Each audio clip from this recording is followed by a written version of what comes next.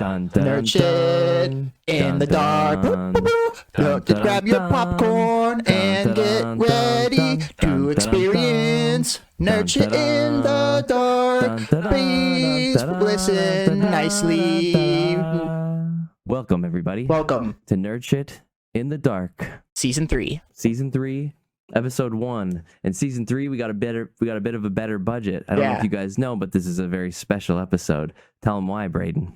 Well, Chase, we recently acquired 2 new professional sounding microphones. We sure did. Yep, that's right, people. The Nerd Shit budget is increasing exponentially. Our manager Miranda got us some more cash, got us some... Yep, she is pulling in the merch deals, pulling in the business partnerships. Left and right. Airline deals, car dealerships, all of that. I have a Volvo. Yeah. Got that from the Bumblebee review, or the Transformers Rise of the Beast Oh, I thought you were review. going to say Twilight, because he drives a Volvo in Twilight.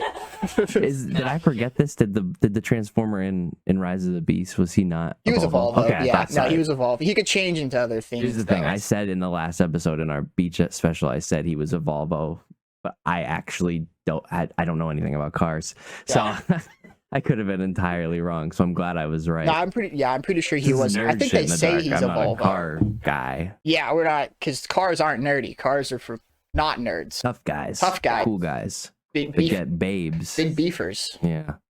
That ain't us. So I just want to say a little thank you to everybody who's been listening to us thus far with not great audio quality. Yeah, it's been very underground production. But from this point forward, we're only getting better. Yeah. And you're gonna we only have anywhere to go but up. We're gonna look back on this episode and be like, this was shitty. These were shitty quality sounding episodes someday. But for right now, I think they're gonna be the best that we've ever had. Once those brand deals come through, it'll just be like nothing. Our YouTube channel is going to pick up steam. YouTube channel. Oh man, I just spent a whole bunch of work this week getting the YouTube channel started. Yeah, say a bit about our YouTube channel. What do we plan on putting on there? So the YouTube channel, it's officially titled Nerd Shit Entertainment. Oh. Yep. Nerd Shit, all one word, because YouTube wouldn't let me, I guess, have shit in the name. I tried to do it and it was like, no. So I made Nerd Shit. Because YouTube is for kids now. I guess so. Yeah. Well, I have a lot of sections clicked off that say not for kids on ours, but it's called Nerd Shit Entertainment. And what we plan to put on there, I think that's a good space for, I'll put podcast episodes up on that. I also want to put, I'll be hosting Chase Creepek's Kitchen. I put a couple episodes of that already up on there. Nice. So that's where I'm going to put some and of that. maybe when we start our streams. Our streams will probably go on there. I really want to branch out, and just put whatever we can. Really become a nerd shit media conglomerate. That's why I went with entertainment. And Peyton from the Star Wars episode made our new logo for the show, which I think looks fucking awesome. Looks real sweet. So pumped about that. Yep. I made a banner for the YouTube page. I spent a lot of work doing side shit on this thing this week. Yeah. So really hoping we get somewhere with this. It's gonna pay off. I think as the production quality grows, our audience will grow with it. I think so too. Our audience has already increased significantly. Yeah, significantly. Literally 1,000% since when we began. Yeah, it went from one guy to I don't even know if he's even listened to the past 3, but people have. If you see the graph of our viewership, it's just boop, boop, just straight line up. So that's pretty cool. Yeah. And I think that's what inspired me to really just get the new mic, start working on all this stuff. I don't know. I might make an Instagram page. I'm going to try to share the podcast wherever I can. Yeah, we might have merch. We don't know. We might have merch coming. We might. So all exciting Just things. keep an eye out in the nerd shit world, shitters. So this little hobby has gone to the next level and it's only going to get better. So thank you for... The goal is to make this our day job, to become popular enough that we can subsist off of this and we no longer have to slave ourselves away to the man. We can work ourselves. Getting us to down. Death. Yeah. I'd rather do that. Yeah. I mean, just getting these mics to work was it was stressful, but it felt like work. I felt like Tony Stark when he was trying to come up with time travel. He's trying to figure out the time travel thing. Yeah. I just couldn't, I couldn't put it down. Did you eventually just fix it? I did. You just figured it out. I just solved it. Yeah. Yeah. It was a problem and then it wasn't. And it was actually super easy. Yeah. So barely an inconvenience. Yeah. Yeah. So that's fun. All right. Cool. So we'll follow up on this by the time the podcast ends, but let's just get going. We got a lot to talk about. Braden has a lot of shit to share with everybody today. I do got indeed. a couple things, and I do indeed. So what do you want me to start with first? I'm assuming we're starting into new nerd shit. Yeah, we'll start with new nerd shit. Okay. Do you want me to start with video games or movies? I don't. Pick one. Matter. Pick one. Video games, because mine's a video game. So okay. We'll just do video games first. So, few video games that I've been playing recently. I recently just got Dwarf Fortress. Dwarf Fortress, like Gimli. Okay. And it sounds exactly like what it is. It's one of those strategy games that I like that you don't really like, where it's it's 2D. I love that you like them. Yeah, 2D over the top. And it's just like a manager game where you build like your dwarf fortress and you have your little guys and you have to grow them and like, you have to dig further and further underground and like create, crafts and trade. Dig too far. Until you dig too far. I haven't gotten that far yet, but I don't know. But they say that there's like special events in the game of stuff like that happening. I don't know if the Balrog specifically comes, but I haven't seen it. But it's pretty fun. If you are an enjoyer of strategy games, it's very like meticulous setting up your pathways and resource management and stuff. And like I know some people really love those kinds of games. Yes, I mean there's a huge calling for those kind of games. Yeah. Random events and stuff. Very replayable, very fun. I don't have much to say about Dwarf Fortress because I've really just recently started getting it. When did you start playing it? A couple days ago. So just a couple days ago? Just a couple days ago. Okay. So I'm not super far into it. But it's pretty fun so far. I can see myself getting very addicted to it because it is one of those games that can just go on forever if you want and you can just get really big. What are you playing it on? PC. Yeah, on Steam. It's a Steam game. I wasn't sure. Some of the I feel like strategy, like the kind of strategy games like that from what I'm getting off of, like do really well on like your phone. Like I feel like that, like phone games are like that. So I wasn't sure if it would be like, I think that's where I could play the most is on my phone. Right. Like you would play this game if it was on your phone. It might be on I don't know. Yeah. You'd have to check it out, but it is on Steam. I won't. If you're an enjoyer of strategy games, I give that one a hearty thumbs up. Okay.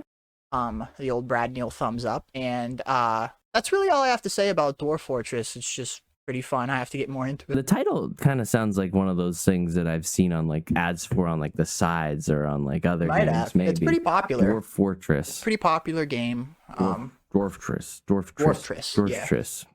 There's something there, but I don't have it. Right. You'll think of it later in the shower. I'll think of it later. Yeah.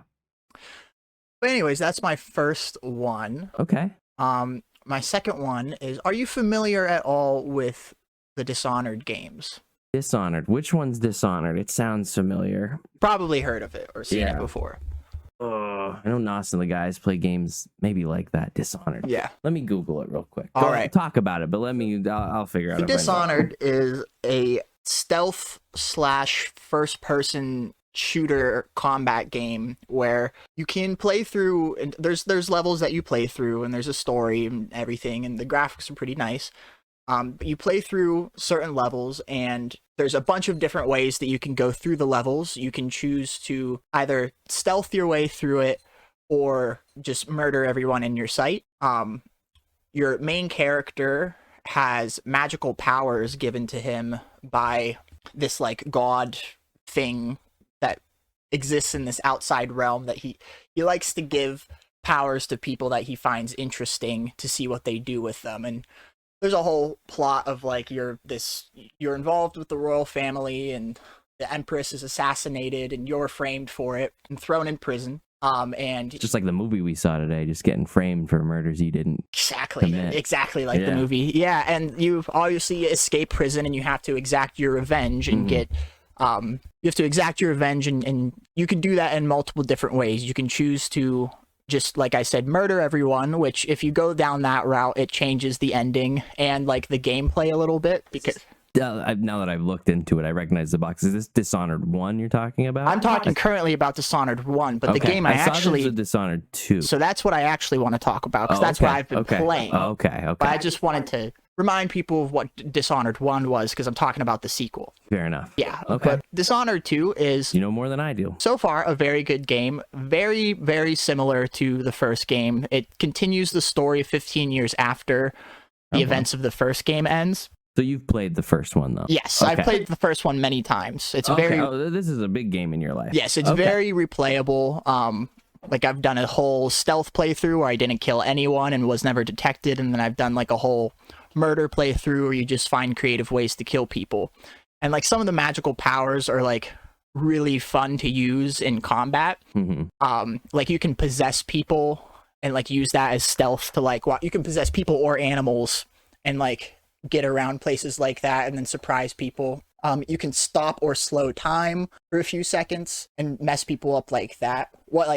And then you can like combine the powers together. Like one of the favorites combinations that people do, which they showed this in the trailer, was you can stop time right as someone shoots a bullet at you, and like the bullet is like frozen in the air, and then you can like possess the person who shot the bullet and have him walk in front of the bullet while time is still stopped, and then make time go again, and like he hits himself with his own bullet and dies. There's a lot of different creative ways that you can get through that. The only thing with that is that games like that, like if you do the chaotic playthrough of murdering a bunch of people on your way through the levels, it like gives you the bad ending because it's like you're supposed to be one of those kind of games, which I hate because like I'm a sucker for I need to get the good ending. Like I hate when like they say that you did like an evil thing, but like doing the evil stuff is so much more fun because the combat is so fun to use, and you can just you're big into that. You're a little like your twin brother in that way. A little of that of his evilness bleeds into you in certain ways. Because you like the chaotic gameplay, not so much the story. Yes, because you did that with Harry Potter. Yes, yeah, I do like the chaotic gameplay, but you like the good. But I like the good ending, and like in any game, you're like Kylo Ren. In any game where there's like a karma system, I always am the good guy. Mass Effect, I can never do the Renegade playthrough. I always do the Paragon playthrough because I don't like to make my friends sad when you're the Renegade. And like Fallout, I always do the good choices because I don't like being a dick to people who are already in an irradiated wasteland. And so this is the same way where Dishonored 2 follows the same karma system, which I was kind of hoping it didn't because I kind of just didn't want to have to worry about it and just have fun killing people. But like I went through the first level and killed like everyone. And then like after the first level, you get your powers again, and the guy's like, "Oh, I see you're already murdering a bunch of people, and a good man has already turned to bloodlust." I'm like, God damn it! Like they're already gonna be like, "Oh, you suck." Yeah, you suck now. You suck for killing all these bad guys who are starting coups and murdering people all the time. It's like that Persona game I was talking about, where I was like, I saved a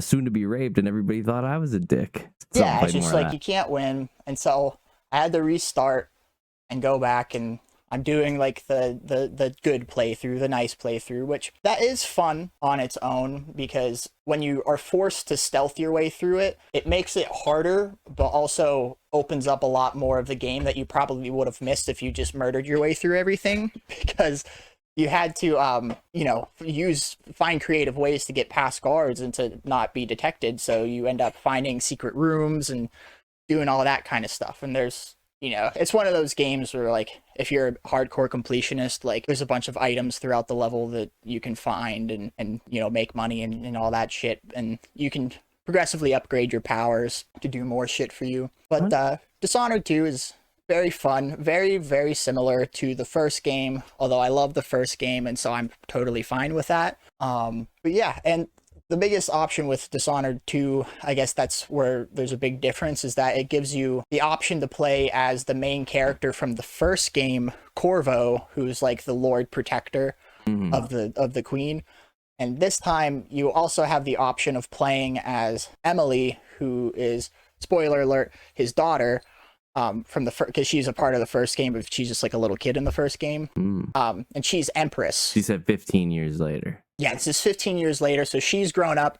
He taught her everything that he knew, and she's like Empress now. And so you can choose to play as her, and she gets the powers this time instead. But I didn't play as her. I played as Corvo because you're a guy. I'm a guy, and I liked him better. And it's also another big difference is that he actually has a voice actor for this game, which I initially did. Did he not have one in the first one? No, he was a silent protagonist in the first game, which I kind of liked because your whole deal is like you're a shadowy assassin that like people are scared of. You have this like cool mechanical mask that like scares I people. looked up the box art and stuff. Yeah, and like you wear that mask every time you go to murder people or not murder people, knock them out, I guess. But yeah, so I PG-13. kind of like the silent protagonist, but they did give him a voice actor, and he is like chatty. Like him. I like him. He's a good voice actor. It's just odd because he's like very chatty. Talks a lot now. Very chatty. He narrates the whole thing. Did you like that? Initially, no, but I like it now. Okay. Because it's a good voice actor, and I am interested to see. You also never saw his face in the first game. Now you see his face. You see his face in this game. It's like in Halo, the show, where it's just, I saw everything except Master Chief's fucking dick. Yeah. And I don't like that. Yeah. So it took the mystery away from him a little bit, which kind of sucked, but he's still cool enough that it doesn't really matter to me. But yeah, so far I'm having a great time. I'm slowly playing through the second level, which again, it is like the stealth playthrough is fun because it does force you to slow down and try and find new ways through the level. And then you end up discovering there's a bunch of secrets and like things that you can find in every level that you normally wouldn't if you just murdered your way through, because once you get like some of your main powers, you can just massacre everyone. Yeah. And it's fun. Could you go back through a place to find all those secrets if you don't sneak? Okay. Yeah. Is it open worldy? It is. It's, well, kind of, it's levels. Sure, yeah, but you can explore them. It's modern day. Yeah, whenever you're in the level, you have free roam to like do whatever you. It tries to give you as many choices as possible, and like, say that you have to get past like a barrier or something, there will be like 5 or 6 different pathways you can take that you have to discover to get past it. There's all kinds of creative ways. God, I get so lost just travel anymore. I always have to fucking go every corner and but like causing you to slow down, it does give you hints of like how to do things and where to go. Yeah, that's my game. Those are my games. Those are your 2 games? The ones that I can think. I think there is one more, but it's escaping me right now. But if I remember it, I'll come back to it. Yeah, I mean, I can start on mine, and then that gives you time to think. You can throw that baton this way, big guy. Big tits. Woo! Thank you. Yeah, so as everybody knows who's been listening to the show, and if you haven't been listening to the show, I got kind of stuck with Zelda fever there for a hot chunk, probably 5 weeks roughly. Yeah, it was a while. I've got myself through it. I'm rehabilitated. Good. I went through the steps. I've been seeing a bunch of Zelda memes now about like the funny creations people come up with in there. Dude, I don't even know how they do it, honestly. It's bombastic. One was like, why would I walk to Hyrule Castle in 10 minutes when I could build the worst car engineering has ever seen and get there in 45 minutes? It's like, it goes from like people having the worst looking shit to like they've made like a Gundam and they fucking fly somewhere, and I'm just like, how the bloody fuck did they do that? Or just they have that mind. Great game, but I did need to get away from it. Yeah. It was cutting into your new nerd shit time. It kind of was, and I started I took like I said, I was going through the steps, like with a smoker, you don't just cold turkey smoke. Yeah. So I started playing a little bit of Skyward Sword, and then I was playing a little bit of Link to the Past on the Super Nintendo thing. So I was playing other Zelda games. I stopped playing that one, and I just played like other ones while I was going through, and finally I landed on a game that wasn't Zelda based, and I've been having a really good time with it. And what game is that? It is the newest Final Fantasy video game, Final Fantasy 16. And let me tell you, I have been having fantastic time with this game. I have always wanted to like Final Fantasy games because my friend Haley Hartman, you've met her before, I'm pretty sure, a while back. Was she your going away party? Yes. Redhead. Yeah. She really likes the Final Fantasy games, and she would play Final Fantasy 7 all the time when we were kids. When I was over at her house, I would watch her play Final Fantasy 7, and she was good at it. I was not, and I'm just not good at those kinds of games. I loved watching her play, get into it, but I sucked at them. Well, here's the funny thing about Final Fantasy, because I was gonna go into this when it comes to this game, because it's something that certainly needs to be said. But I would say since Final Fantasy X, because 11 is an MMO, it's not exactly on the same. 11 and 14 for some reason are MMORPGs, where the other ones are all like story based and their own. Final Fantasy works as none of them are connected. They're all their own separate stories. Yeah, that's why it's the Final Fantasy. After 10 though, like 13 started this trend where, no, even 12, I'd say 12 started it, and then they've just kind of kept going with it, where they all started play. Not only were their stories different, but like they play differently. Yeah. Like the RPG, the way 12 is played is very different than like turn-based every other game. So, and then 13 did this other thing. 15 came out and it kind of had a more of a, I would say, closer to a Kingdom Hearts type of, you know what I mean? It's not turn-based anymore. You controlled multiple characters, but you played one guy, like a Devil May Cry. And I'd say 16 went into that even farther. Like they've gone from those turn-based RPGs to now they're like an action RPG. And they kind of did that in a very slow, step-by-step sort of way. And a lot of Final Fantasy fans, because it kind of splits a room, because like purists, they want to play the way it was before. They like the turn-based, you know, way of playing those games. And I don't blame them. I'm not a big turn-based type of game player. But me neither. The ones I like a lot. Pokemon, I like Pokemon. Yeah. That's about the only turn-based game I can get into. Because I also had the same trouble with Final Fantasy through my life, where like I was such a fan of the concept and everything, but I never finished most of their games because like they're very long and hard. I don't want to play them like that. Yeah. Very 13, grindy. 13 was the first one I beat. I never finished 15, even though I really enjoyed it, and it became less of a turn-based and more of an action RPG. 16 though, I mean, I am playing the fuck out of this game, man. I'm gonna finish it. What's the basic premise of 16? So the premise of 16, they're all different, right? They are all different, and the cool thing is, because in 15 it got like this weird like steampunk, still a royal family, like they had like cars and shit, you know what I mean? And it was a cool vibe. They kind of took it back though for this one to a more of like Knights of the Round. It's very Game of Thrones. It's very The plot is very Game of Thrones, but it's very Westeros vibe, and I really like that. And the characters are fucking really cool. At least the main ones. Like there's a guy that I think is one of like my top 10 favorite fictional characters of all time that you get introduced to pretty early on in this game. That's pretty big. Top 10. It is pretty fictional characters. He's so higher than Mario. I mean, well, that's different. I don't see fictional character. I don't see him fictional as characters is a big camp. I know, dude. I know what I'm saying, and I stand by it because I really like this guy. Really quick, yeah. Full torque. Immediately. Not immediately. At first I didn't know how to feel about him. It was like character doesn't know. You were like quarter torque for a little bit. You were kind of interested. I was like, he at least is, attractive. Well, he full torque in that really in that way. But that's it. Like I was like, I don't know if I can trust this guy though. Right. But once you get to know him, I mean, seriously. I love that. The main character. That's what kind of sucks. The main character, I don't feel this way. Is he like a bad boy kind of? Kind of. I love those characters where they're like, this is kind of a bad boy. I don't know if I can trust them, but like they're so charming, I'm gonna give them a chance, and then they end up being good. You find out that he's actually like a really great guy. Yeah. And I mean a bad boy in a way of like they're literally like your group of people that you're with are considered like like the bad, like not the bad guys, but what am I? They're like not thieves, rogues, not like bandits, not bandits.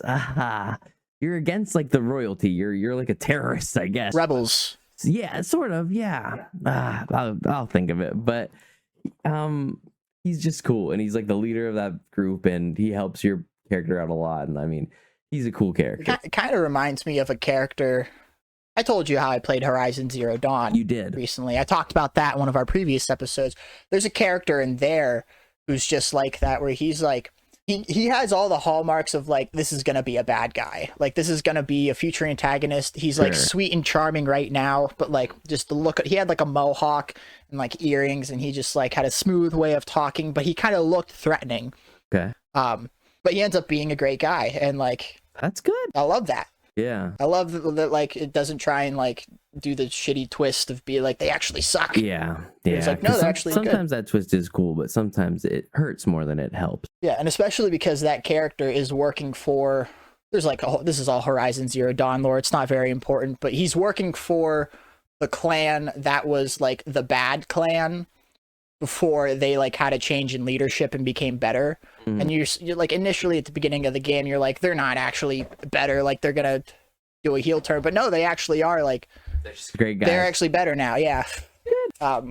So yeah, that's awesome. Cool new character. I'd say this character you don't think is like evil at any point. You're just not sure, like, you know, can fully trust him. Right. But you know, yeah. So like the characters are really cool, but the story itself is so really interesting. Like it tied me in rather quick. And oh my god, it's a bonkers gorgeous game. That's another like Yeah. when the first night I played this game, I literally thought to myself, oh, this is a game that was made for PS5 with all the power that PS5 can do with video games. Right. Like there's a point where you I feel like most Final Fantasy games are made that way. yeah, but this one really showed me like, okay, we're in the new generation of games, because there's this point at the very beginning of the game, your character's like running through this like war that's taking place, and like Yeah, there I are love certain- wars. There's certain beings, they're kind of like the tailed beasts in Naruto, that they're granted like, they're called the dominants, and they're granted like the blessings of their gods, and so, thus they can kind of become like those gods. So your character's running through this battle between these nations that have sent out their fucking monsters. Yeah. And you're running through this like place that's getting destroyed by this battle, and in the background you're just seeing this like kaiju beautifully graphic battle just taking It's awesome. place. In That'd be this really beautiful cool. It was so cool. That's the thing. The game's visuals blow me away. Boss fights are so fucking awesome visually, challengingly. Like I said, it plays more like a Kingdom Hearts Devil May Cry type of thing. So you're in charge of kind of like getting out of the way, slashing at the bad guys. Oh my god, it's so fucking awesome. I mean, gorgeous. And like I said, the storyline is interesting because your character, it goes back to when you're younger, and like your brother got chosen as the dominant, like your younger brother, so you just got like a blessing which lets you use like abilities, but you can't become the monster. Oh man. Yeah, so your mom fucking hates you. Like It's very not like suck. she hates you for being like the older and shittier kid, and you get this very like I said, Game of Thrones, how they treated Jon Snow. Yeah. And all this crazy shit happens. A second dominant of fire appears and like kills your brother. Wow. There's two dominant fires. That's the whole premise of the beginning of the game, because the guy's like, I have to. Why is there a second dominant of fire? And you know, you find out a lot of shit along that Yeah. story, because then it cuts to what's going on now, and like So that. they're based off of like elements. And Power of God has people like that. I believe it. Yep. I believe it. The magic system's really cool in this game, where like you don't have mana like you did in like you only like a limited amount of magic. You can use. The illness, mono, the kissing disease. Mana. Mana. No, you don't have mono or mana. Oh, you pronounce it mana. Yeah. I've always said mana. Well, it's manga, not manga, so mana, not I mana. don't know. I just always said mana. It sounded right to me. Oh, well. I mean, I'm sure it's still fine. That's why I thought you said mono. Because No. I was like, what word is that? Mano, man, you're wrong. Because you said it like I knew what mana. it was. And I do. I know what mana is. You know what mana is. That's for sure. I'm basing mine not of how I've read it, but how I've heard it. So I'm going to say mana. Well, you've heard it different now. I mean, I've heard it wrong. So, like I said, there's no mana, but you still can use magic, and like you know, they combines with your attacks and gives you special powers. And the way you get that magic, I'm not gonna spoil anything, super fucking dope. And yeah, it's cool. I've fallen quite head over heels in Final Fantasy, and it got me away from Zelda, which isn't a bad thing, but I give Final Fantasy 16 4.5 out of 5 stars. Wow. Yeah. Pretty good. Pretty good. Beautiful. It's like I said, it might not work for Final Fantasy purists. It works. The gameplay works for me. Oh, go ahead. My only gripe is dialogue scenes, not cutscenes. Cutscenes are fucking long. Don't get me wrong, and it's a JRPG, so there. Can you skip them? Are they skippable cutscenes? Some are, some aren't. That was one of my biggest furies with some of the Final Fantasy games, is that you would like, there'd be a cutscene right before a boss fight, and then you'd lose the boss fight, and then it'd make you sit through the whole cutscene again.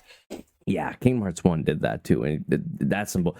They kind of skip those on their own. If you die during a boss fight, you don't have to go watch the previous cutscene. Like it doesn't even play again. It just puts you right back in the fight. Good.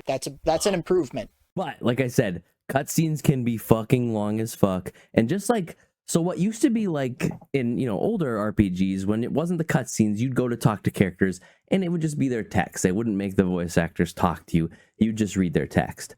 That doesn't happen anymore. So all that kind of interaction is voiced, and you can skip that, but like you feel bad almost because it's like a cutscene. But they talk. When they talk, they always talk so very slow as they give you in subtitles there. So you see how long they're going to be talking, and they're talking so very slow about all this detailed shit. It's just like, oh my fucking god. Skip. I just do the side quest to go fucking pick mushrooms. God damn you. So that can be really and the cutscenes are long. Like, I was in the middle of this boss fight just before dinner the other night, and I knew I was late. I was supposed to start cooking, and I had beat the boss fight, but the cutscene went on for literally 15 minutes. I was like, I have to save because I don't want to do that boss fight again. It's like you're watching a movie. But I was like, can I fucking go? And so that's my only gripe is like JRPGs, they just load those things up with cutscenes wherever they can. So that can be tough because you want to play a game. Yeah, you don't want to watch a movie. I used to be big like cutscene guy, and I still love cutscenes, but the gameplay is so fun. I want to go fucking kill some monsters. I have lost my patience as I've gotten older with dialogue and cutscenes in games, which sucks because I miss important things sometimes when I skip through it, but I just can't sit through them sometimes. Sometimes it's so long. You just want to get back to playing the game. Totally. All the time. So that's my only gripe. I got 2 gripes, and then I'm done, actually. I got another gripe. My other gripe is, like, the game... I think it's good for a lot of people, because Final Fantasy games are hard, and I think that hardness kind of deters people away. This You'd say one... they're fully torqued. Fully torqued. I'm saying it fully torqued right now. Yeah. I do think that can suck sometimes. This game kind of got rid of that in ways that, like, I have probably only died in this game, and I'm about 3/4 of the way through it 3 times. Oh yeah, that's way.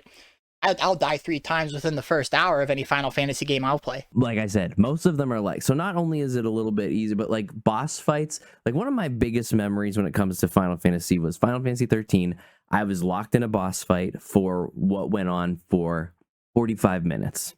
45 minutes of my life. 15 shy of an hour. Yeah. Keep up. I'm keeping up, yeah.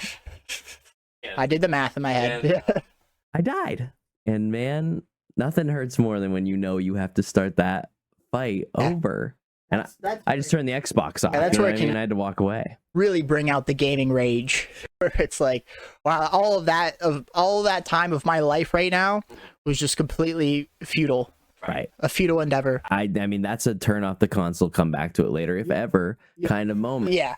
And I think that's why I never got into Final Fantasy games, because I would get those moments so much. And like, I hate being an angry gamer. I hate when games make me angry. I kind of like when they make me. That's weird. It can make me, Final Fantasy games can make me angry. And that's where this kind of gets for me, though, because like, though that sucks, it is part of Final Fantasy. You know what I mean? It wouldn't be Final Fantasy if they weren't hard. Right. So I'm here to say, they are challenging fights for sure. They are challenging. But say you die in the middle of a fight. If you got that boss's health down to a certain amount, it'll give you a chance to at least start from there. Oh, and it also gives you all your potions and high potions back entirely. Oh, yeah. So it definitely nerfed itself a little bit. That's why I try everything I can not to die, because like I kind of don't want it like that. Yeah, you feel like it's kind of babying you a little bit. A little bit. Yeah. So like that's like, my there other you go, gripe. champ. Yes. We know you can't do it. Yeah. And literally at the beginning of the game, I didn't even know this. They like kind of gave you this kind of save steer method. I played the first like hour of this game with this save steer type of thing. They give you these items that like basically play the fucking game for you. Like the whole beginning of the game, I was like, I'm fucking insanely good. Like I'm dodged. Like, because there's this ring that was like, any attack that is capable of being dodged, your character will dodge it. Or like, your character will use the special move any chance he can get just by pressing square. So I'm sitting there thinking like, I must be doing everything right. Only to find out that I'd been playing the game like that for an hour. I was like, get these off of me. I don't want this. You've been playing the like 9-year-old settings. Right. So that was annoying that was even a thing. And then like I turned those off and it made the game. It took me a second to kind of get it back, but then even better for it. But I will say when you lose against a boss and it takes you, like if it would have took me back the whole way, that would fucking suck. But there's something about like, oh, you got his health at least here. And also here's all your healing shit back too. Right. Feels bad. It does feel bad. So 3 times. And like each of those times are like times that like, oh, I would have rather you just killed me and made me start over because right now I feel like not a good gamer. Right. And there's no way to turn that off. Which is it's funny because I can't get into Final Fantasy games like the turn-based ones because they're too hard and I suck at them. But one of my biggest gripes with the one turn-based game I do love with Pokemon is that it's too easy. Sure. I think Pokemon could be harder. Yeah. Because like with Violet, I zoomed through it. Like I don't even think there's maybe 2 times where I had to not use my starter Pokemon to just wreck the entire opponent's team. Because I would just... Yeah, I remember you said yours was at like level 98 or something like... Yeah, it was just... really fast. Yeah, and it just like destroyed... Just boop, boop, boop, down the line, just... I think you said when you were the Elite Four, it was like 80 something. I was like, holy fuck. Yeah, I zoomed through the Elite Four. Boom. Zoomed through. First time. And I was like, oh, that's good, but I feel like it was a little too easy. I feel like the Elite Four I should have died a few times. Yeah. I would agree. And I didn't. Fucking Quaxaquaddle just dance kicked his way all through the Elite Four. Quaxaquaddle.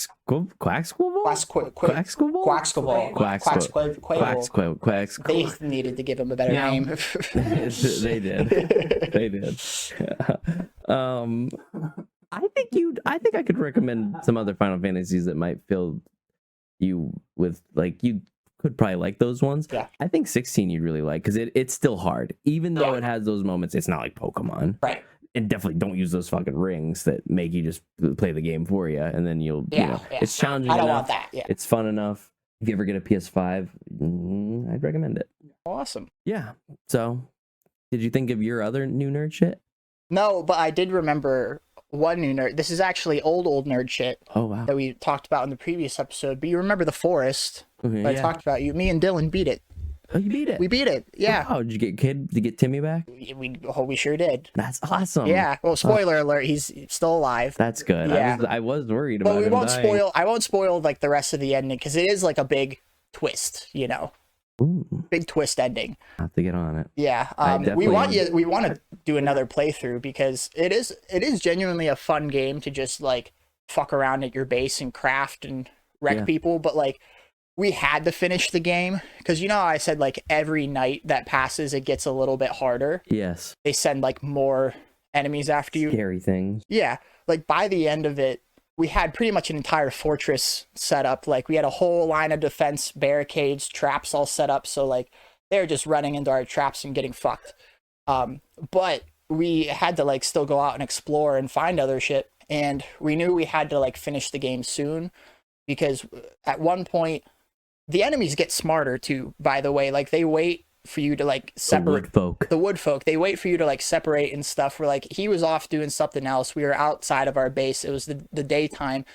And I'm just like crafting, like setting up a little forward base that we had so we could like get some food and shit. And I just get jumped by 9 guys. Oh literally 9 of them just come out and just attack me all at once. And I tried to fight them off with all my stuff and they fucking kill me. Oh my god. And we eventually get away from them, but like they did the same thing with Dylan where they jumped him then. Oh my god. Yeah, and so like we managed to fight them off, but like trying to get some berries. Yeah, but like we just barely fought them off. And like that was an attack during the daytime, which is when they're usually not as strong. Yeah. And so he said like, we got to finish this soon because we were close. He knew more about the story than I did. He's like, we're close to like, we could finish it if we wanted to. So we did.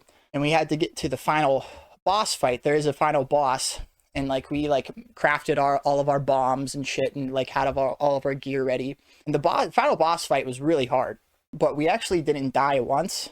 We used up all of our bombs, all of our arrows, and like both of us we lost all of our health stuff, like our medicine and stuff to heal ourselves. Mhm. And it was like right down to the ringer, and like this thing was showing no signs of slowing down because there's no health bars or anything on the enemy. You don't know Oh, okay. how Yeah. close they are to death. You just hope to God they die soon. Yeah, and at one point you get a samurai sword. Like you can find a samurai sword, Mhm. and so I just like it's going after Dylan. Dylan threw his last. Is that a samurai sword? yeah. In the middle of the woods. It's in a cave actually, but Nice. katana, I guess. But it's Dylan threw his last bomb. He's on like his last bit of health, and it's going after him. And I just pull out my katana and I run straight at it, kamikaze charge, and do like 3 like katana swipes and like kill it. Because it was like pretty low on health, and it felt so cool because this thing has like got the finishing blow. Yeah, not like big spoilers, but it has like arms and shit that can like reach out.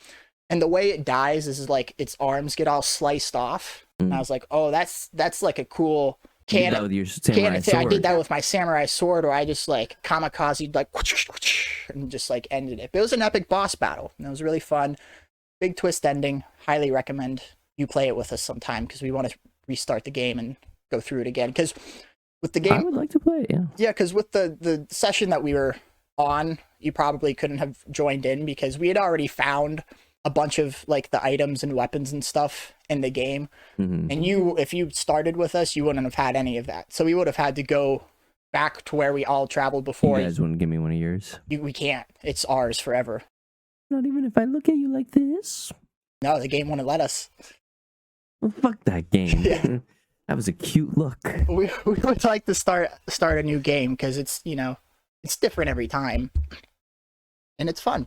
Yeah. Yeah. I'd be down. So do you? So that's all I had to say about the forest. Just to finish that, we beat it. It was fun. I love a good follow up. Yeah. But what I really have been itching to talk about is the movies that I've watched. First off, Avatar: The Way of Water. Oh. Yeah.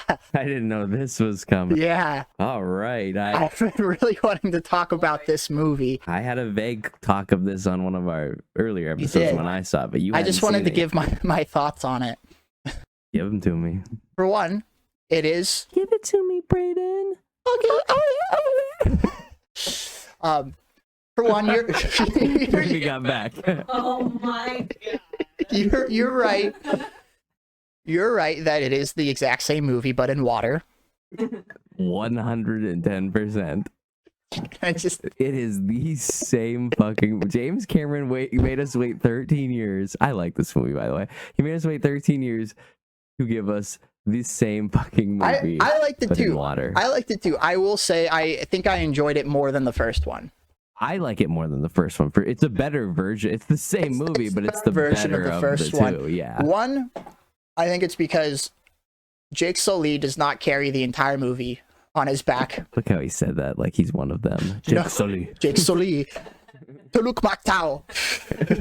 No shade on the actor. I don't forget the actor's name, Sam Worthington or something. Something like that. Yeah. Sam something. I just don't think he's like the best leading man to where I don't find him super interesting. I don't think that movie did either. Yeah. And initially, like, let's give him some kids that are cool. They introduce his classic anime. His kid characters, which initially I thought like, oh, these are gonna suck. His kid characters usually suck. But like halfway through the movie, like I like the kid characters. The kid characters carry like half the movie where it just follows their story. That's their fucking movie. Yeah, sure. pretty much. And like I actually ended up liking them all by the end of it. Yeah. Even by the end of it. Yeah. This fucking movie. Yeah, because they do enough to give them personalities. Any spoilers for Way of Water? But I kept thinking like, they probably could have combined the two older son characters into the same character because the one. Well, they had to kill one. Yeah, that's where it made sense to me afterwards. I'm like, okay, that's why they didn't really give him a character arc or give him much to do because he's the one that has to die to motivate the them one at the that end. Does have a character arc, right? To motivate the one who does have a character arc, which is a pretty good character arc that they give. He's like the middle son. The oldest son dies. Yeah. And then there's middle child, I guess. Yeah. Then there's the middle female child who is not their child. Right, it's the child of the other It is lady. the from child first one. of Sigourney Weaver's avatar that was either necrophilia raped, because the avatar's dead and got pregnant somehow. And they don't explain it in the movie at all. They're just like, somehow she got pregnant and was born, and everyone was like, what the hell? Yeah. Oh yeah, there's some immaculate conception going on with Yeah, her for sure. But then it hints that it's like an immaculate, before the story, like pretty much like Awa yeah, impregnates her. Still totally. weird. The Still, lore of it seems interesting. Want to know more about it? yeah, it's Movie very doesn't interesting. really tell you. No, which they have 3 more movies to tell you about. Yeah, we have 3 more movies, and we only have about 50 Hopefully, years of our life. Yeah, in 2040, we'll figure it out I was in finally. high school when the first one came out. Yeah, but she has like Sigourney Weaver's hair and stuff, and she has like this special connection to Awa, and like, you know, she's cool. She has her own thing.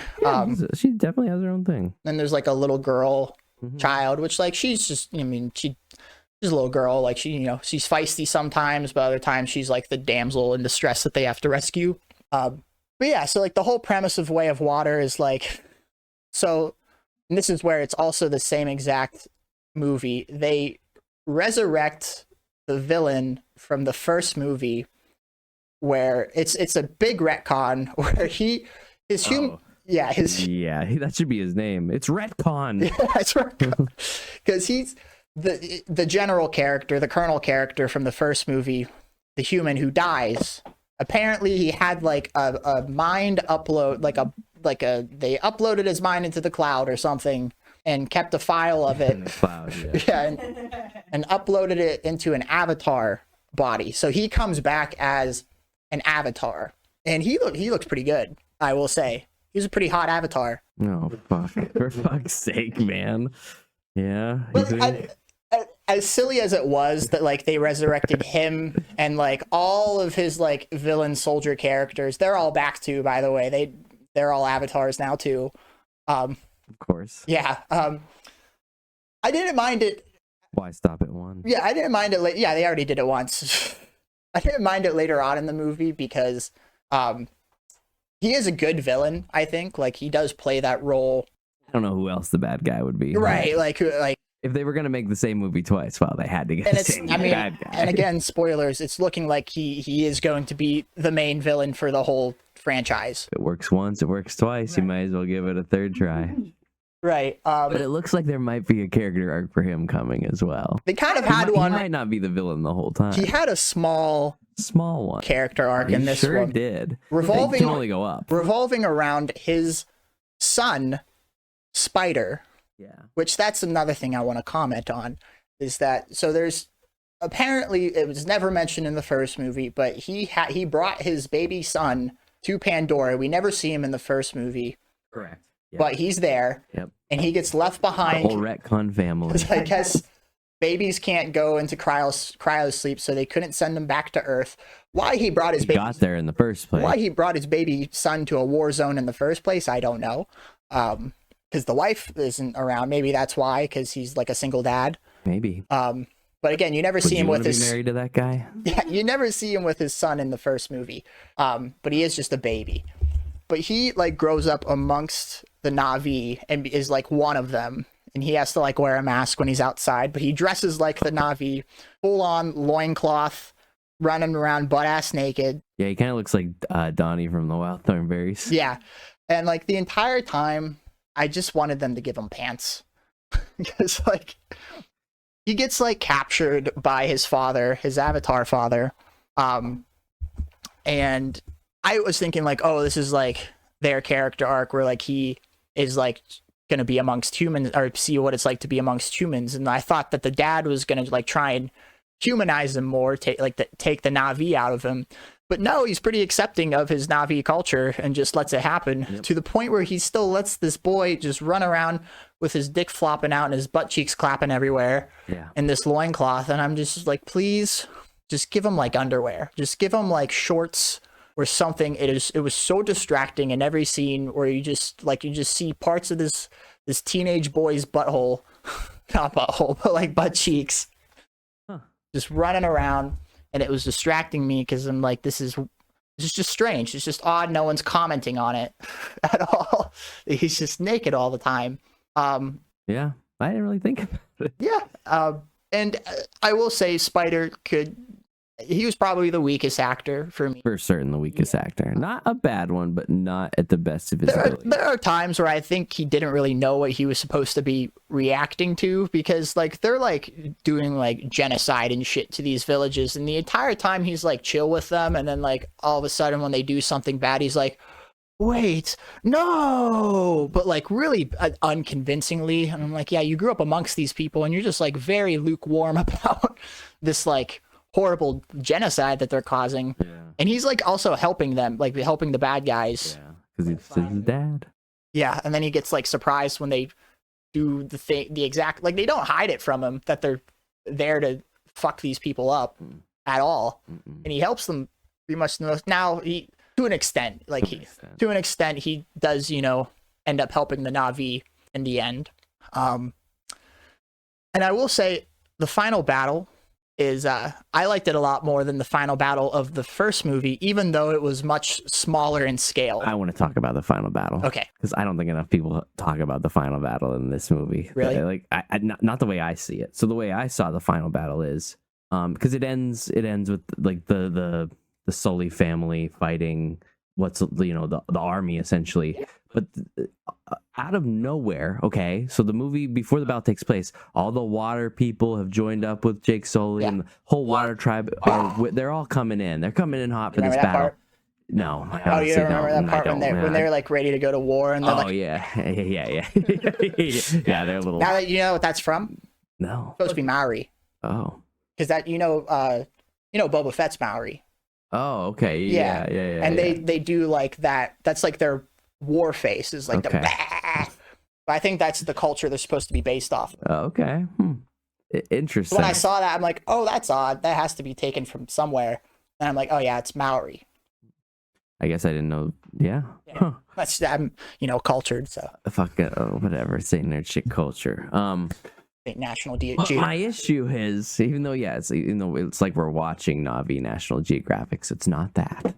All the water people just disappear. Go away. They just completely disappear. I'm like, where are they? Like, they're just gone. They could be the Jake Sully family versus the Marines. I'm just like, what the fuck happened to them? They don't explain it. No, and nobody was asking about this when the movie came out. And it's not like a lot of them died, or like some of them died, but most of them Most of them are fine. They just stopped fighting. Even like the main war chief guy. War chief and his wife just disappeared. Just fuck off somewhere. And their kids are like needing the rescuing too. Yeah, that was my thing too. It was just like, where is the war chief dad who was so pissed off that he led his people to war to get his daughter back? Him and his whole fucking tribe fucked and they right just off. fucked right off and let the Sully family take care of it and save their daughter. Like one of two kids that they have.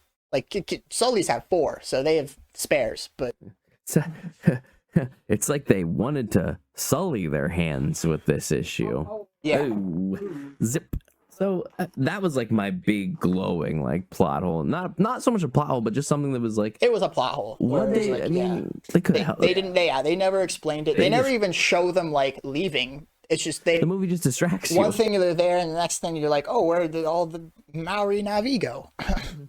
But the tactics are fun. I think water beast fighting is, yeah, I have a little tickle in my throat. Creighton's coming out. Oh no. You mean Creighton's coming over? Yeah. He might chime in here. I didn't invite him. But I think their beasts are a lot cooler than like the forest. Oh, for sure. Beasts. Yeah. I also like that they're like the forest people and the sea people. Like really, you didn't have any more creative names. So just that's how you. Just something even in Na'vi. That's how you boil it down. It's just like, yeah, that's where they live. So, James Cameron can't think of everything. You got the point across. They live near the water. They live in the forest. They say that multiple times in the movie. Part of kind of like them being racist with each other. Yeah, that's what I thought the whole time. Because they are a little different from each other, like biologically. Yeah. Like, they have different tails and stuff. They certainly are. Yeah. But yeah, I still thought the final battle was better. Everything they do, they do it better. And speaking of like I think resurrecting and retconning. Like, you know how like the like main whaler guy who gets his like arm sliced off? Yeah. I don't think he's dead. Yeah. I think he's coming back with a robot arm in the next movie, or a hook, big like whaling hook hand or something. That would be I don't cool. think like the way that they killed that guy. I don't think he's dead. That's fair. Yeah. Yeah. I'd go with that. Would be pretty cool. Yeah. Jermaine from Flight of the Conchords lived, so he's probably going to be in it next movie. The biologist who was like just fine. He was fine, but he wasn't fine with him doing it, but he just like went along with it anyway. Yeah. He alive? He didn't die. That's fair. He almost dies because he's like on the boat when that wire comes and like rips the guy's arm off, but he ducks. You don't see him again after that. Another plot, like you don't see him again afterwards. So he's going to be in the third movie. Sweet. Which comes out in 2026. I think they just pushed it to.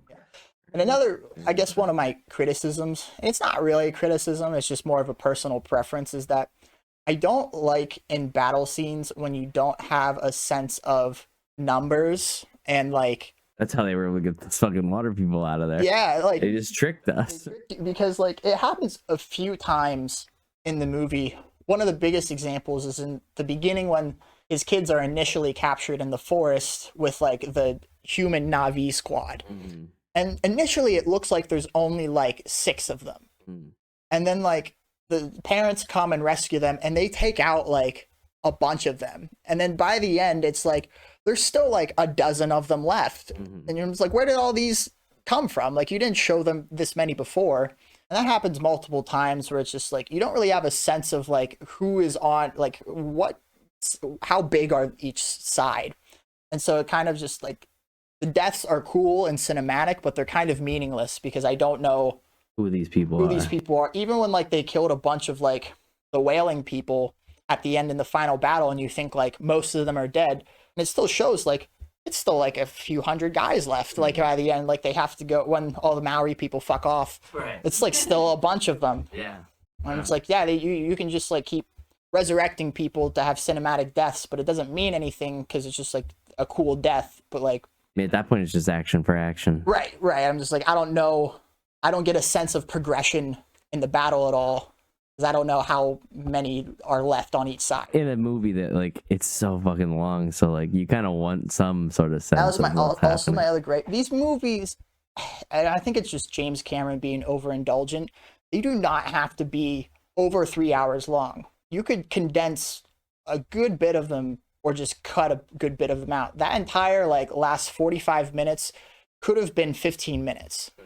The entire beginning 45 minutes could have been 15 minutes. They could have cut things out, but it's just like they had to spend so long setting things up. And like when they're rescuing, like they have this big fight battle at the end with like Jake and the main bad guy, and Jake wins and it makes it seem like, oh, he killed the bad guy, but no, he didn't. And like, so that entire like 10-minute fight that they just had meant nothing essentially to the overall plot. It was just a cool fight scene because he's coming back for more. For sure. And I in the lava world. And one other thing, like fire. It was such like a 1-to-1 retelling of the first movie. Sure was. Had to be that one. I was like pretty much 80% sure that that big shark thing that we see in the that attacks his son. I was 80% sure that the mother, I forget her name, Zoey Saldana's character, was gonna bond with that shark like she did with that Black Panther in the beginning, like the big dangerous thing, and use that to fight in the final battle. Like I was for sure that was gonna happen. And I'm like, they're gonna bring that shark back, and she's gonna get it because she gets all the cool mounts. But they didn't. They didn't go that far. No. But the whales were cool. The whales were cool. But like the son got to ride the whale that was like the rogue, just like Jake rode the bird that was like the rogue bird. Because that bird is gone. I mean, you didn't see him at all. No, I don't think so. Well, I'm glad you finally got to see it. Yeah. I did want to talk about it back when it came out, but like I was like the only one that saw the fucking thing. Not in the world because it made fucking a lot of money, but out of my friends. Yeah, that was just a few. I just wanted to talk about the few points I had with that. The other movie I saw, which you have also seen, is Dungeons and Dragons. Oh yeah, how'd you like that? I loved it. Yeah, I thought it was great. I want to watch that one again. Yeah, I would watch it again. Trying trying to think if I had any criticisms of it. Not really many. For what it was, like, it's hard to even critique it. Like, Right, it's it's a just- very, like, It delivers by what the it. bones, good Dungeons and Dragons movie. Yeah, it's very much like Funny. that. Yeah, It's got heart, got emotion, got action. right. I didn't care much for the action, but Doesn't have romance, really. Don't need it. kind of, but like not Kind of, but not really. hinted at, but like Kind of like a nice little romance, honestly, Yeah. but not in your face about it. no, it's just like will they, won't they, kind of. Familial. Right. Mi familia. Mi familia. That was Spanish for the little Mario Italian. Yeah. Yeah.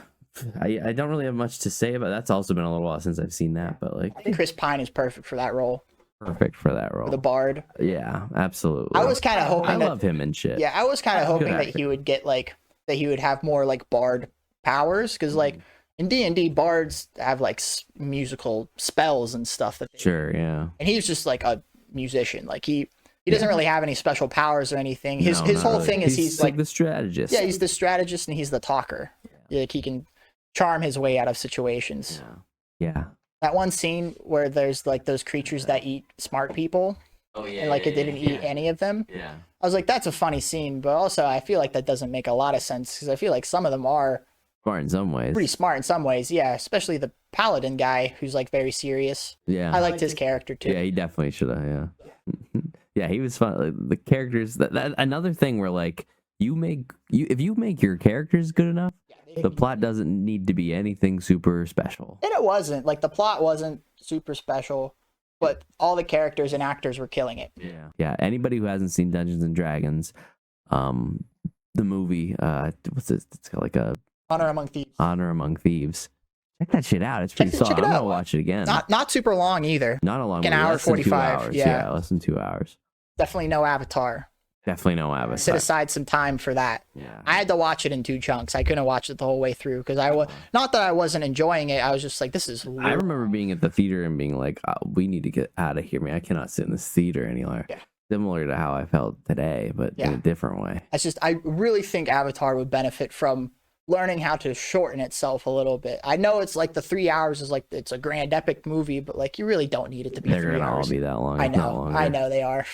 So, I do want to cover a couple things before we do the Indiana Jones thing. Go for it. So one of my other new nerd shits, let me just grab it real quick. So Magic the Gathering, this just last week started doing their Lord of the Rings collection of their trading cards. Oh, I don't really play Magic the Gathering, know much about it. I've always known the cards. I know that the beautiful artwork goes into the making of these cards and Right. great game to play. oh yeah, very fun. I love Lord of the Rings. Right. So I just bought like a booster thing that came with 8 packs and like a bunch of cards. And look at this sick fucking die they gave me with it too. Like it's like Lord of the Rings. Oh, themed. nice. Yeah. I don't have a lot of die like this. One so die to rule them all. I like that. Yeah. Like the cards are pretty cool. Each pack came with like an art card. So like this is like the Gimli art card. And Ooh. I got the autograph of the person who drew it on there. So Wow. that's pretty cool. So there's the art cards. But, you know, and there's All you shitters out there, you're showing us some really beautiful artwork right yeah, now. I know you can't really see it, but I mean I'll keep talking while I'm kind of presenting them to Yeah. Braden. But I just think like there's so many cool cards and the artwork is really cool. Like they gave you in this set the Frodo card, like Hollow, Samwise, and my fucking boy. I actually think I saw on Reddit, there's like the Magic the Gathering subreddit. They've been posting a lot of it. I bet 'Cause this I was is like, why are there so many Lord of the Rings themed cards? Like, are these actual cards? just started. Yeah, I got Gollum and then the One Ring, and like they all have like Gollum, patient plotter, Samwise, the stout-hearted. Like every card has different like surnames with them, and the art's just really cool. What's like, Frodo's? Frodo, the fucking little bitch. No, it says Sauron's Bane. Ah, Sauron only knew that Sam was his fucking Bane for sure. for sure. But we're not gonna get into that here. But I mean, you get cards like Horses of the Bruin and like look at that card. It's just like there's so many. The Balrog, Durin's Bane card. Like it's got all the lore characters and the movie characters. An elephant. And like they just look really cool. And I don't play Magic the Gathering, but I think I'll probably buy more packs. Yeah. I think if you're a Lord of the Rings fan and you like me, just want to see like more cool Lord of the Rings merch, I think buying some of these cards is well worth it. Well worth it. They got a Smaug card somewhere in here. Yeah, for fucking right. Getting into the Hobbit. Was there a Bilbo card? It's all of Middle Earth. Yeah, I think there is. I mean, it's fucking dope, man. It's fucking dope. He's the original Hobbit. He is the original Hobbit. Wow. But that's just a little something I wanted to talk about real quick. That actually reminds me nerd shit, of a little something. One other quick new nerd shit. What's that? Related to Lord of the Rings. You know how you hate reaction channels. I do. You don't see the point in them. They're my least favorite thing that the existence has ever. But you remember how you felt when you watched Lord of the Rings for the first time with Sam Atwell? Sure. Getting to see his reaction. It's kind of like a real-time reaction.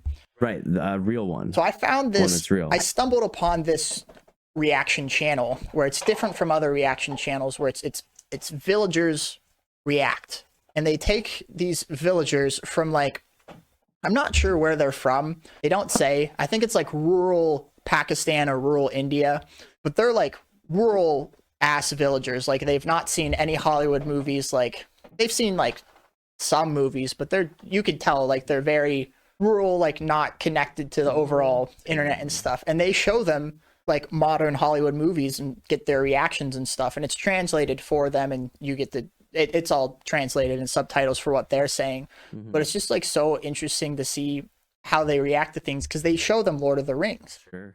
And I watched the episode of them going through Lord of the Rings, and it's just so cool seeing them get their fucking mind blown by these things. That's a reaction video I think I'd like. And to me, that seems more raw and real. And seeing like their takes on it, because they have no experience with any of this. Sure. And so like they say some like they're just watching a movie. Yeah, like they see the opening scene with like the men and elves fighting the orcs, and they're like, men are fighting devils. Good job, men. Like they like fight those devils, and like the way they comment on like the struggles of the characters and stuff, and laugh. And it's very interesting. It's a new perspective on the reaction channels. It's not just some dumb fucking American couple that are just doing really fake, over exaggerated reactions to try and get content. No, going on top of that, just one more. The thing what I hate even more than videos of just people reacting to stuff is, it's like a TikTok thing going on right now, or I see it on Instagram where it's like, it's just people watching like other Instagram videos or TikTok videos, and it's the screen is split, and it's just this person looking at their, like, watching the other video, and it's their reaction. It's so fucking stupid. I'm like, why does this exist? They're like, this is content. And this is how people find certain videos, is they saw it not by on its own first. No, they have to watch this fucking idiot's dumb fat face sit there and be like, yeah, and they're all super fake, and they're all it's the worst. Very why it exists, I don't know. Over exaggerated and overacted. Gen Zs. But that's why I like the villagers react, because they're not like doing that, because they don't have a concept of any of that.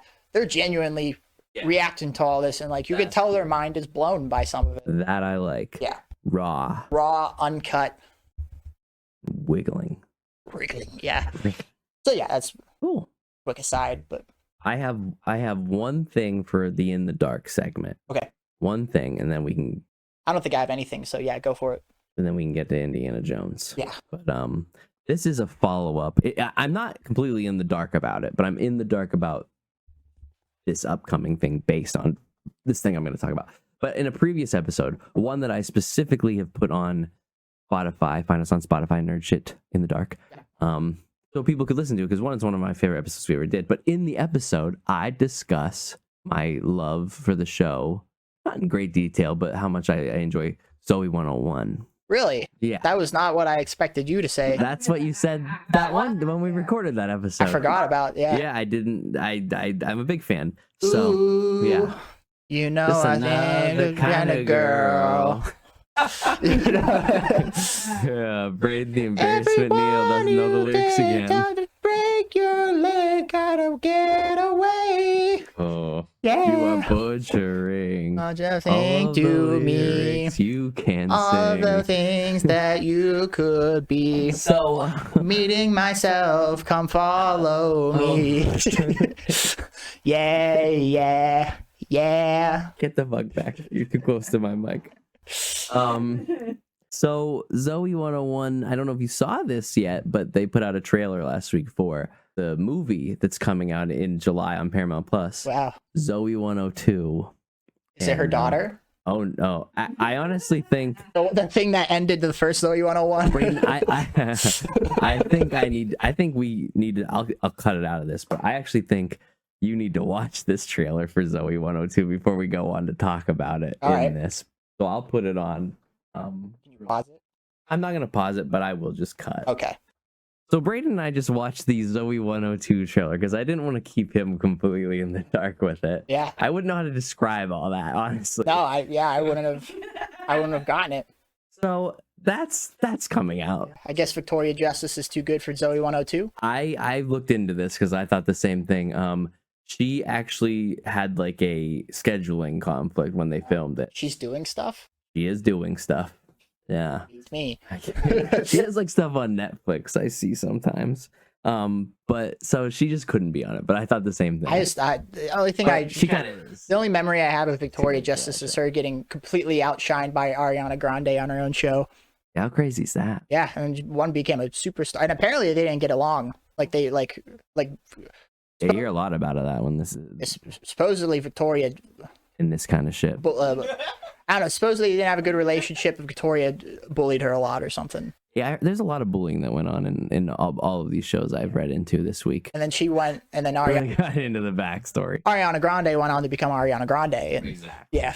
But so what'd you think of that trailer? First of all, Not what I I'll give you expected. okay, I was angry when I first saw it. Really? Oh yeah, I was immediately. I was like, I've never. It's kind of like the One Piece. I was like, I don't know how to feel about this. Biggest surprise was Chase. I wasn't expecting him to look like that.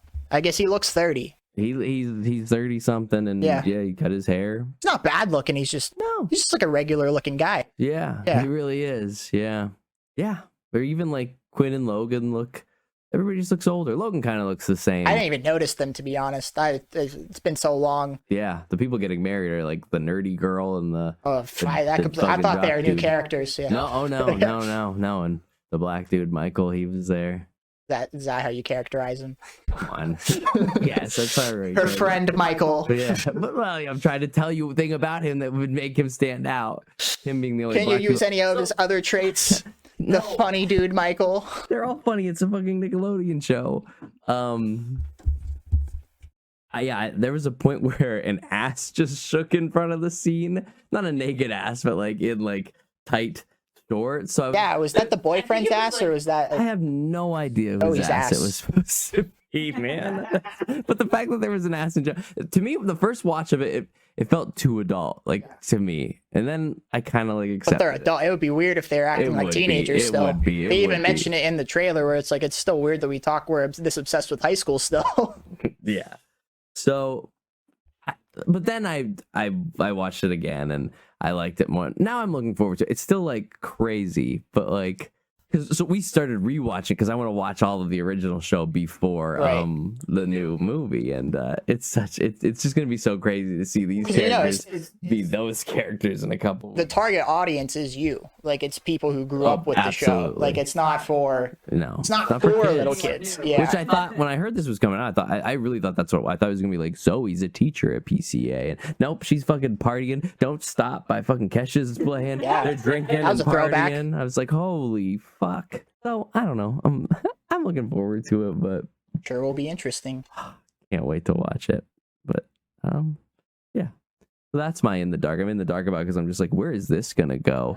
Like Chase and Zoey, I thought they just ended up together. Clearly they did. Be sex in it. We don't know. Oh my! If there was sex in this, there's already drinking and ass shaking. I don't know what I'm. Sex is not gonna be a bridge too far. I don't think I'd. Honestly, like that. They're in their 30s. It would be weird if there wasn't sex in it. They don't have to show us sex though. Well, I'm not saying they're gonna show full P and V. Did you see fucking Zoey? Do you want to see that naked? I thought she still looked good. I thought she didn't. Well, I guess people have different preferences. That's fair. Yeah. She did have a kid at 16, so I give her. No, I think she looks great for having a kid at 16. I think you look fucking great for having a kid at 16. Thank you. I never even had a kid at 16. Let's move on. I'm done with this subject. All right. What about Indiana?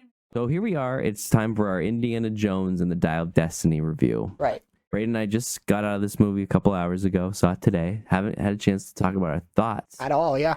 And I was wondering how I wanted to approach this segment. And I think the best way I want to approach it is, Brayden, I want you to give me your full review. Full raw uncut. I might interject in parts, but I want you to give me a synopsis, kind of like how you wrote our thing of your thoughts on this movie. So, to start things off, it is the fourth best Indiana Jones movie. Yeah, I don't know where I'm at with that. I mean, I'd have to watch Crystal Skull again, but I don't want to. So I'm just going to say it's better. That being said, that's not a hard bar to cross. And it was not good, I personally thought, as a movie. I didn't think it was horrendous. Don't get me wrong. It was serviceable.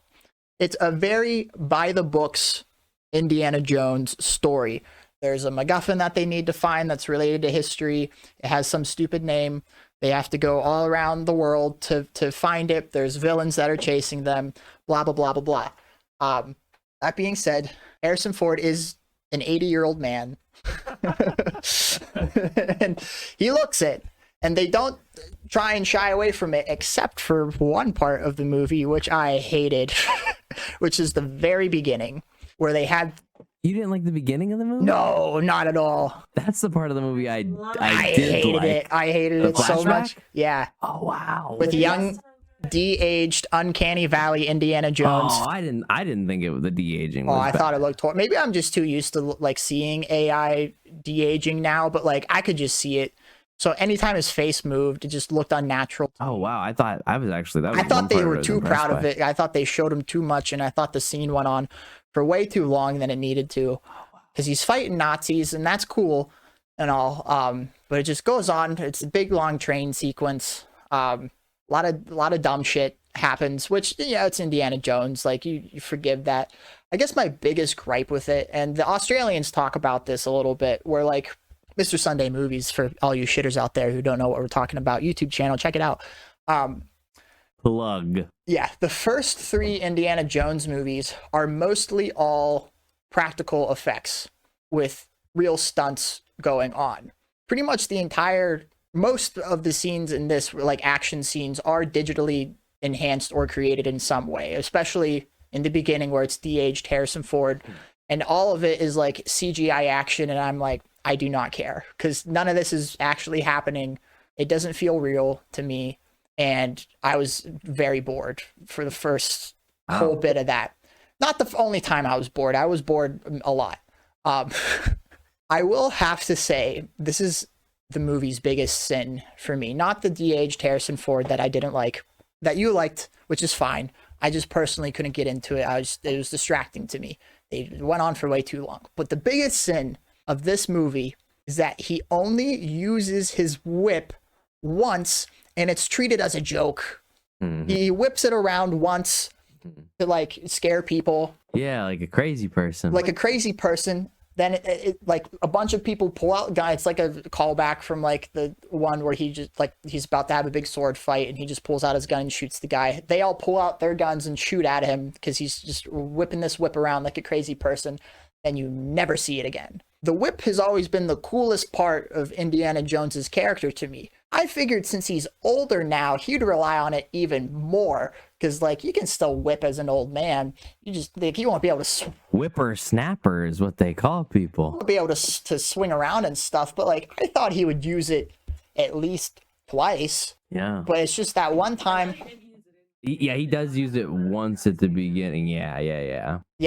I missed that part because I was tuned out during that part. Yeah, but you're right. It is just those two times. I was gonna say there was another time, but like I said, the whips were like the whip scenes. Whenever he uses his whip in the first three movies, were always the coolest scenes to me, because I just think that's a really cool signature weapon, really unique. That like you don't see that a lot, and they just completely got rid of it. It felt like.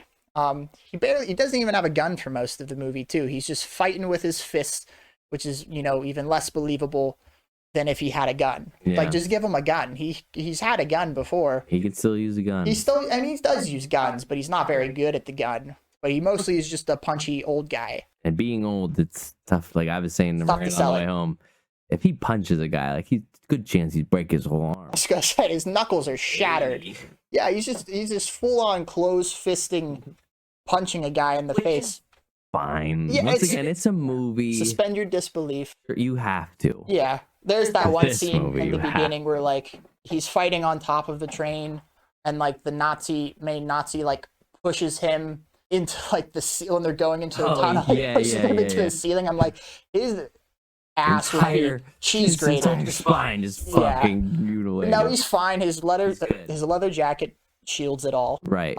Just like the bomb that he survives at the beginning. He survived several bombs. Yeah. Several explosions. That was something that I thought. No shrapnel whatsoever going around. But yeah, again, it's just like that scene would have been cooler if it wasn't all digital effects, because it's just like he's just in a green screen and this is not really happening. When like another scene, in like the previous movies, you could pull that ridiculous scene off because they would have real practical sets. They would have real young Harrison Ford. But they can't do that now because he is an 80-year-old man. And so they give most of like the bigger action scenes to his goddaughter. But I believe it with her. I believe it with her because she is young. She's like she's the one who's supposed to do all the young things.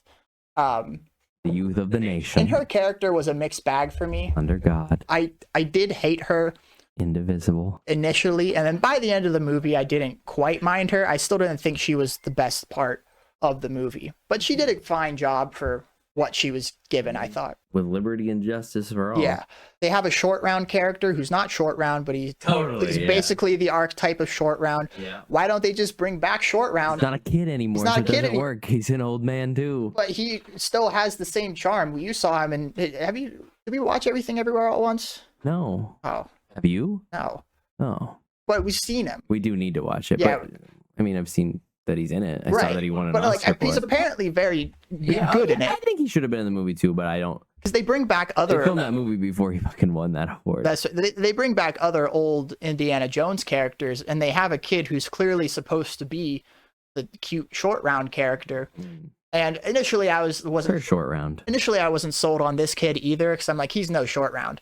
But he does fine. Can be around near the end. Like, he does his own action thing. There are worse kid actors in movies. Yeah, remember? for sure. You didn't see Black Adam, did you? No. The kid in that's fucking awful. Bad, yeah. Oh, so bad.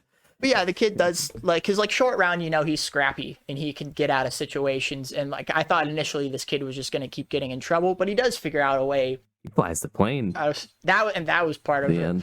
Now they do make it a bit more believable by having the pilot in there, but I'm like, this kid is fucked. Because I've flown planes before. You cannot land it on the first try. Like, you need someone who knows what they're doing. I'm glad that was the most believable thing they put in the movie was that guy was there to fly the plane. Yeah, because I'm just like, you can literally train a monkey to start and take off a plane, but you can't train them how to land. Like, landing is tough. I thought that dialogue was funny when she was like, can you pilot one of those? And he was like, I don't, but I can give it a try. And then she was like, but you've never flown before. And it's like, didn't you just ask him to fly the plane? You asked him to do it. He said he could do it. And you're telling him not to do it. And thank God he did, or you'd be stuck in fucking BC. Oh, so the villains of this are Nazis, which is great. We hate Nazis here. Blech, Nazis. But they have the villain problem where they are incompetent when they need to be incompetent.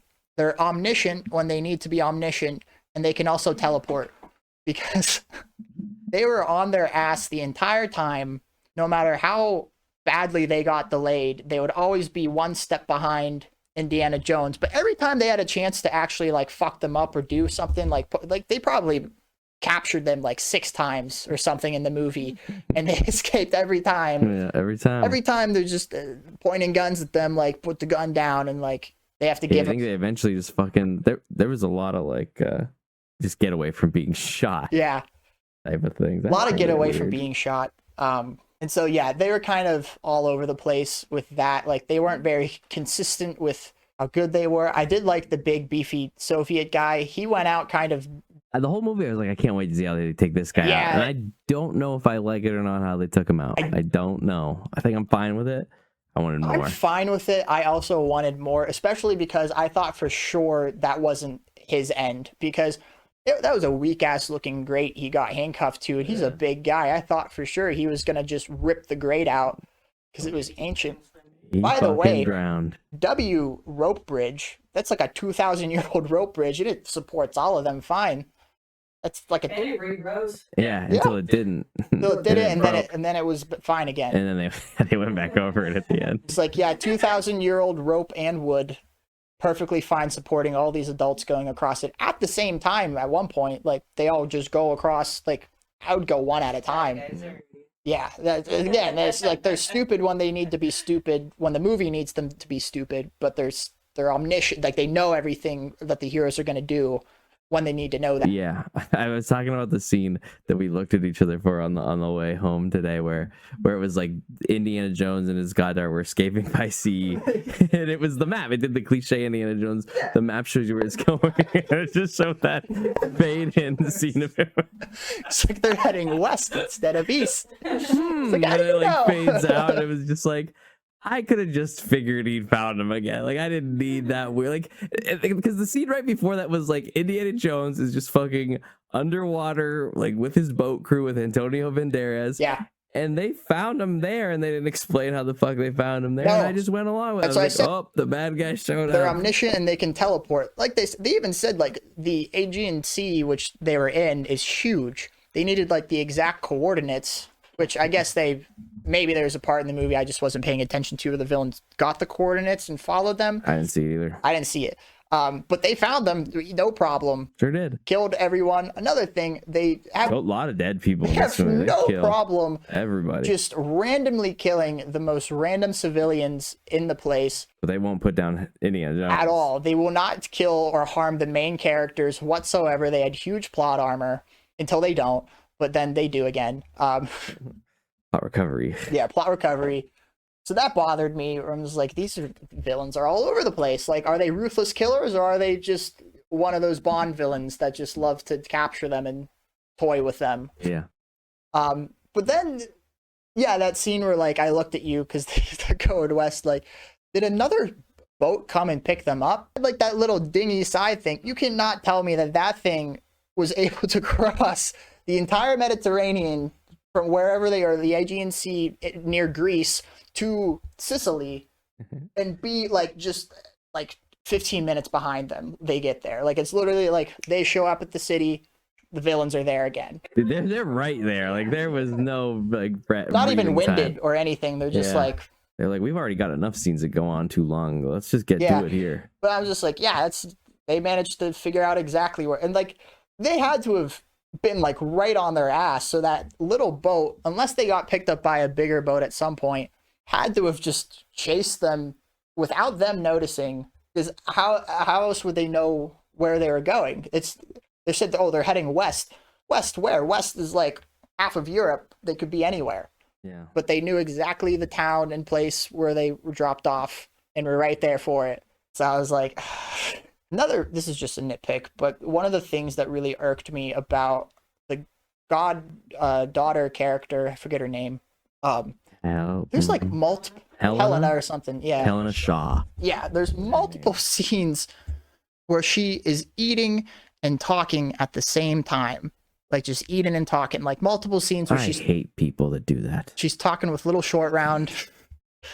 I don't really care, but it was distracting to me because Indiana Jones doesn't do that, but she did it multiple times in the movie where she's just explaining things with a mouthful of whatever she was eating at the time. Yeah. I hated her fucking stupid little shirt or shirts that had like, I don't know. Again, I'm just nitpicking here. Things that didn't gel. You didn't like her. I didn't mind her character. I like the first three. I like the good ones.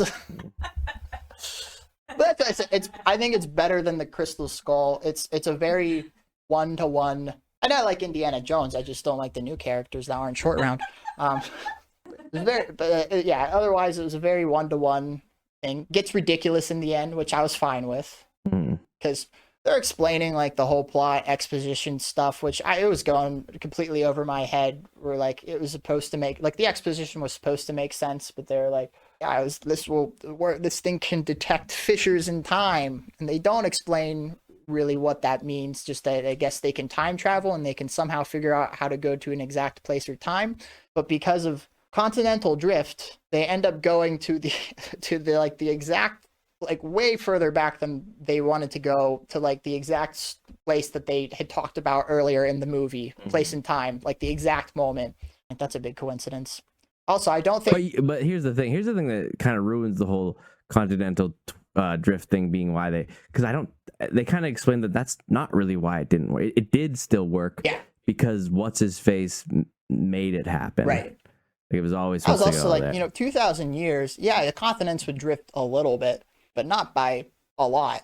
That takes like millions of years to actually, like, it would move like a few feet, maybe. I don't know. 2,000 years. It's really not a lot. I mean, it still worked. Also, this is just another nitpick. She mentions when she was asking him the question, like, why, like, what would you change if you could go back in time? yeah. She's like, would you see the Trojan War? Trojan War never fucking happened. That's a myth in Greek mythology, and she should know that. That's a completely made up. I don't even think Troy's a real city. But she's like, would you go see the Trojan War? Like, you're supposed to be history buffs.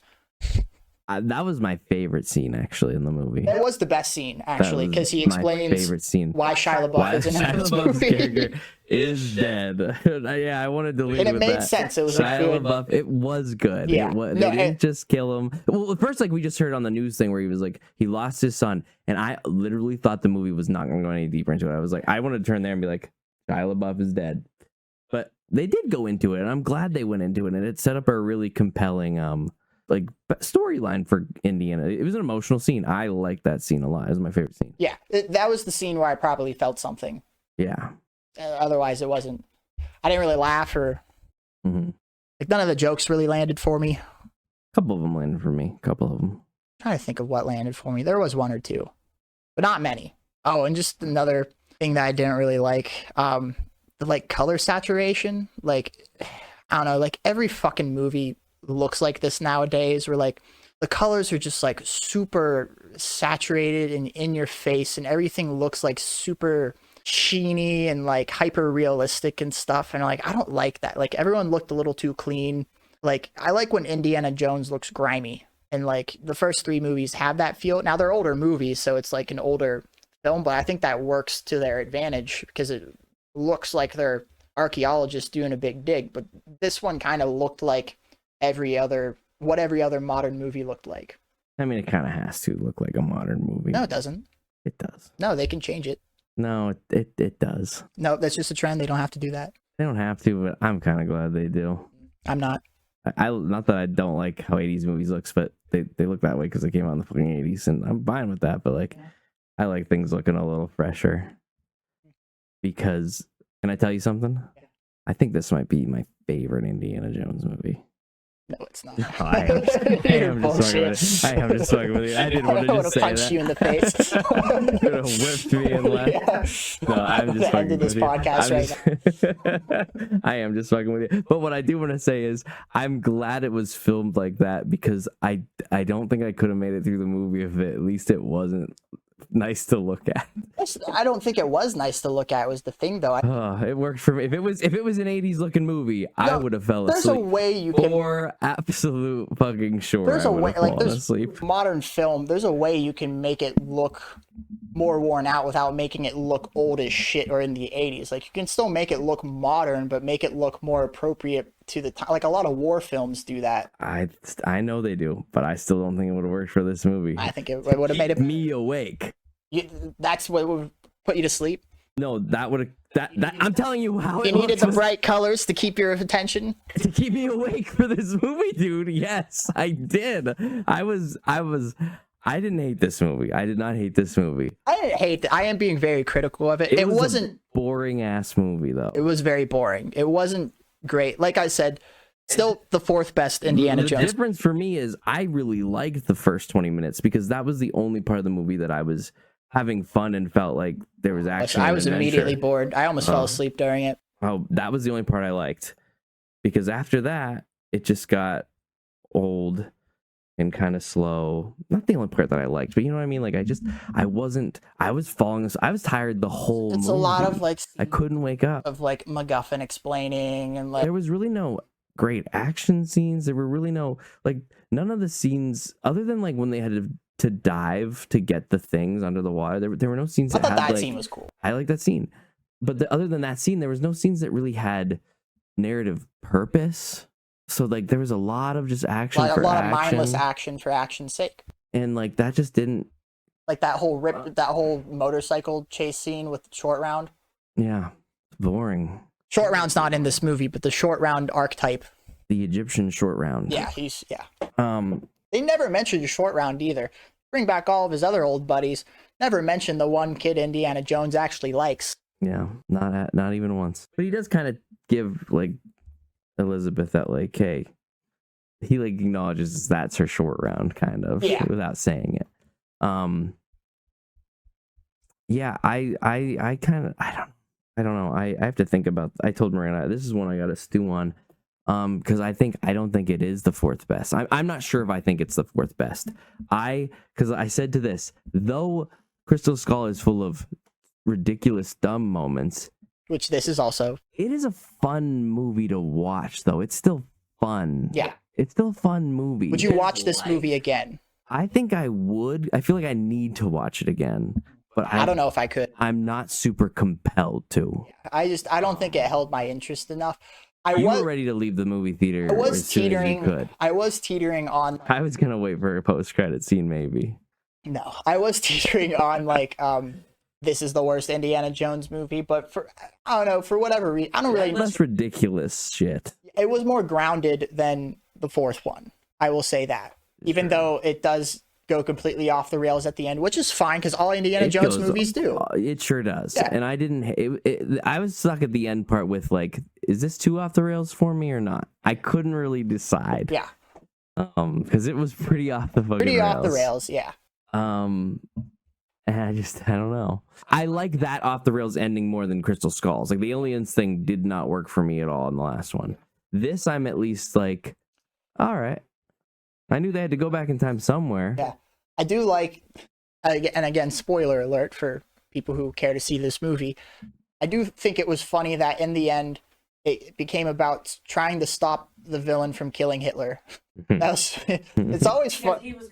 Yeah, it's always going to be a super Hitler. Yeah, he's going to be super Hitler, and it was going to be worse. But like, still, his goal was to go back in time and kill Hitler because he thought Hitler fucked up the war, which he did. He's right about that. Wrong, yeah.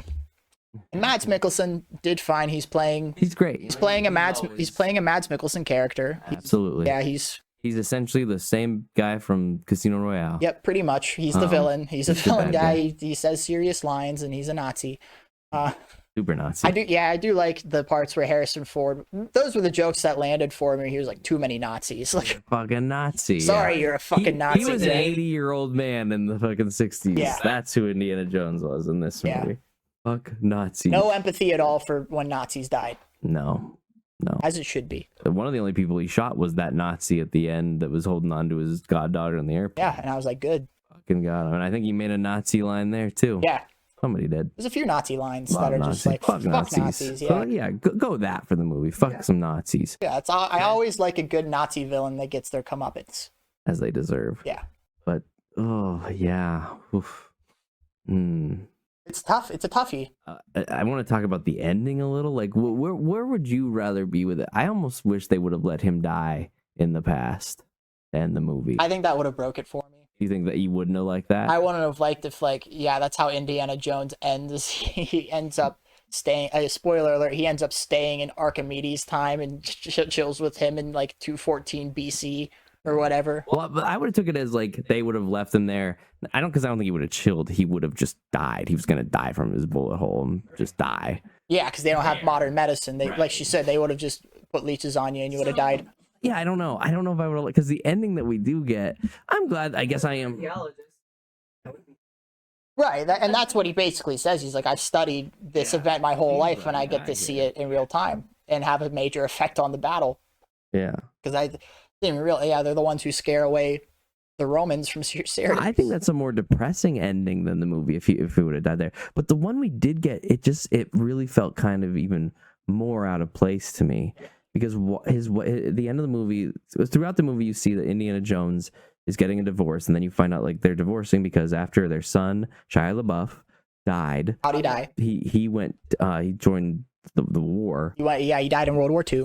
And which I was fine with. Like, that makes sense. Was it World War II though? Is that where he would have died? Yeah. Based around where he's in, like in the timeline. I don't think it would have been World War II. Oh wait, no. Because Indiana Jones was, that Would have been Vietnam. Yeah, it would have been much later. 'Cause, Yeah, like, Vietnam's going on at this time. you're telling me he died and then they stayed together for 4 years? I was and thinking she World War like, II. Now we're getting a divorce. Yeah, I was thinking World War II because the movie starts with World War. Yeah, but it wouldn't be because I'm pretty sure you meet Shia LaBeouf post World. Yeah, you're right. No, it's in the 50s. Yeah, So it would be a different war, would but have been Vietnam or Korea. yeah, something like that. Yeah, probably Vietnam because they vaguely mention that Vietnam's going on right now. There's like a stop the war protest and stuff. Yeah, you're right. Yeah, so I like that, but like, so you're just like, oh, that's why they're getting a divorce. That's a real like reason that they like just can't be together. Their kid died, yada yada yada. Very common with couples who lose a child. And then she just shows back up at the end, and she's like, "Your goddaughter told me you were back," and I was like, "You Also old as fuck. You're not old as fuck." Yeah, she looks worse.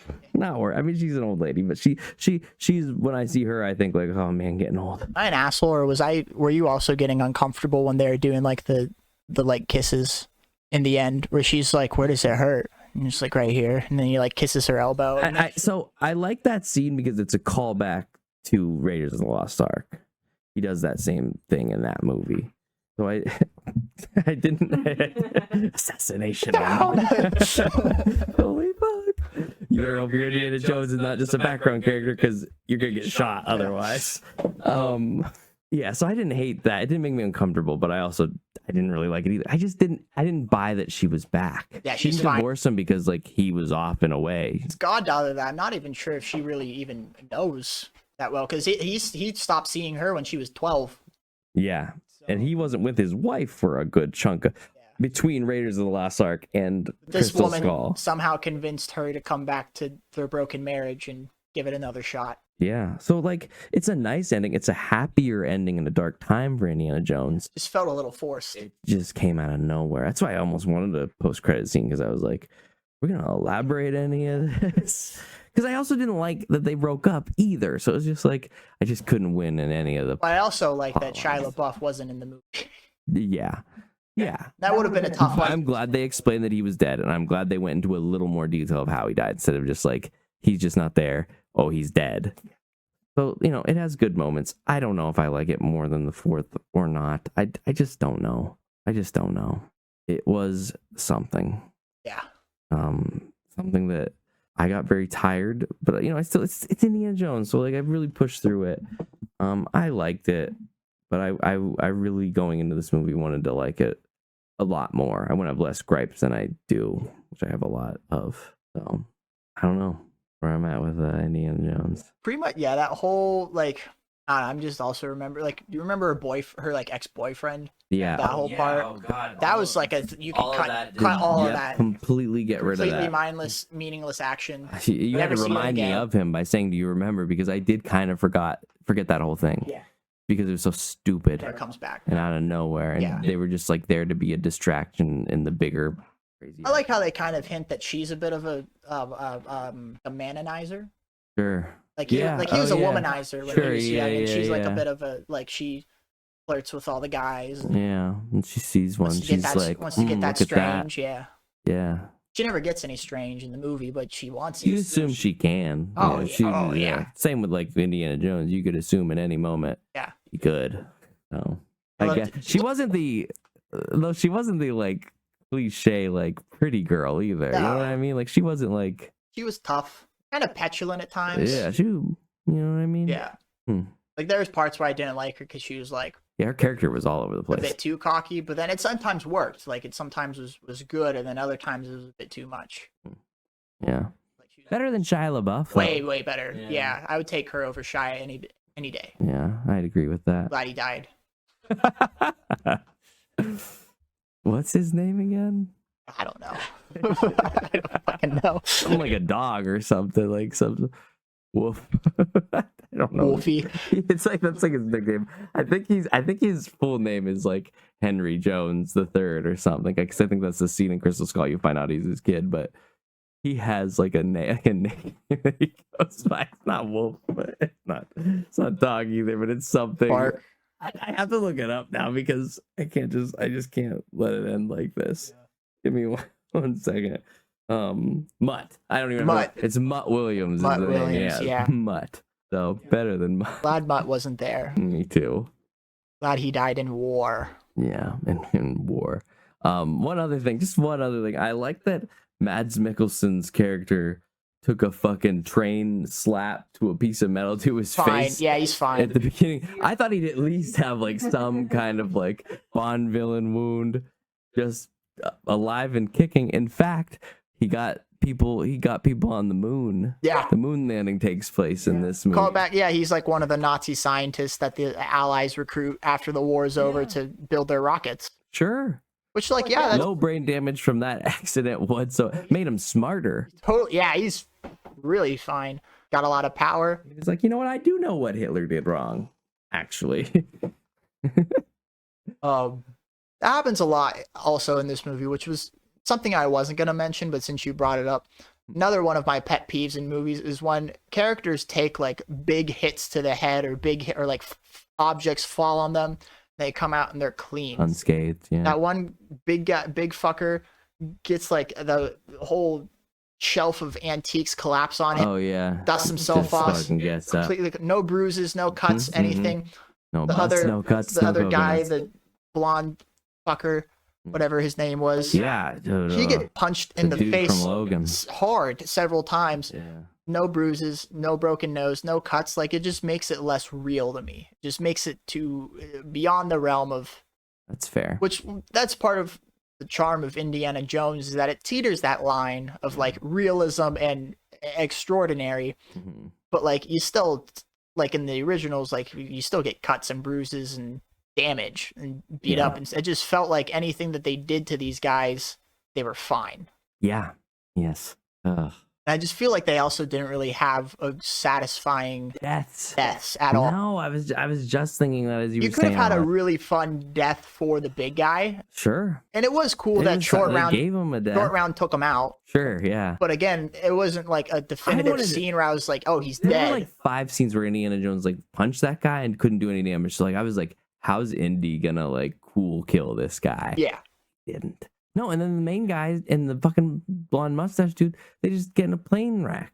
So like, yeah, they die, and like you see Mads Mikkelsen's fucking dead corpse, and that's kind of cool looking. But like, man, they did you fucking want Game them of to get, like, Thrones. Game of Thrones harpooned the planes. dude, just their plane, not the other plane. The other plane got to go home. Completely fine. Yeah. Did not even get attacked a little, but the Even when Nazi, they land it right in front of the walls, they're like even the fucking Romans know that Nazis are no good. Yeah. Rotten target only that one. grandfathers.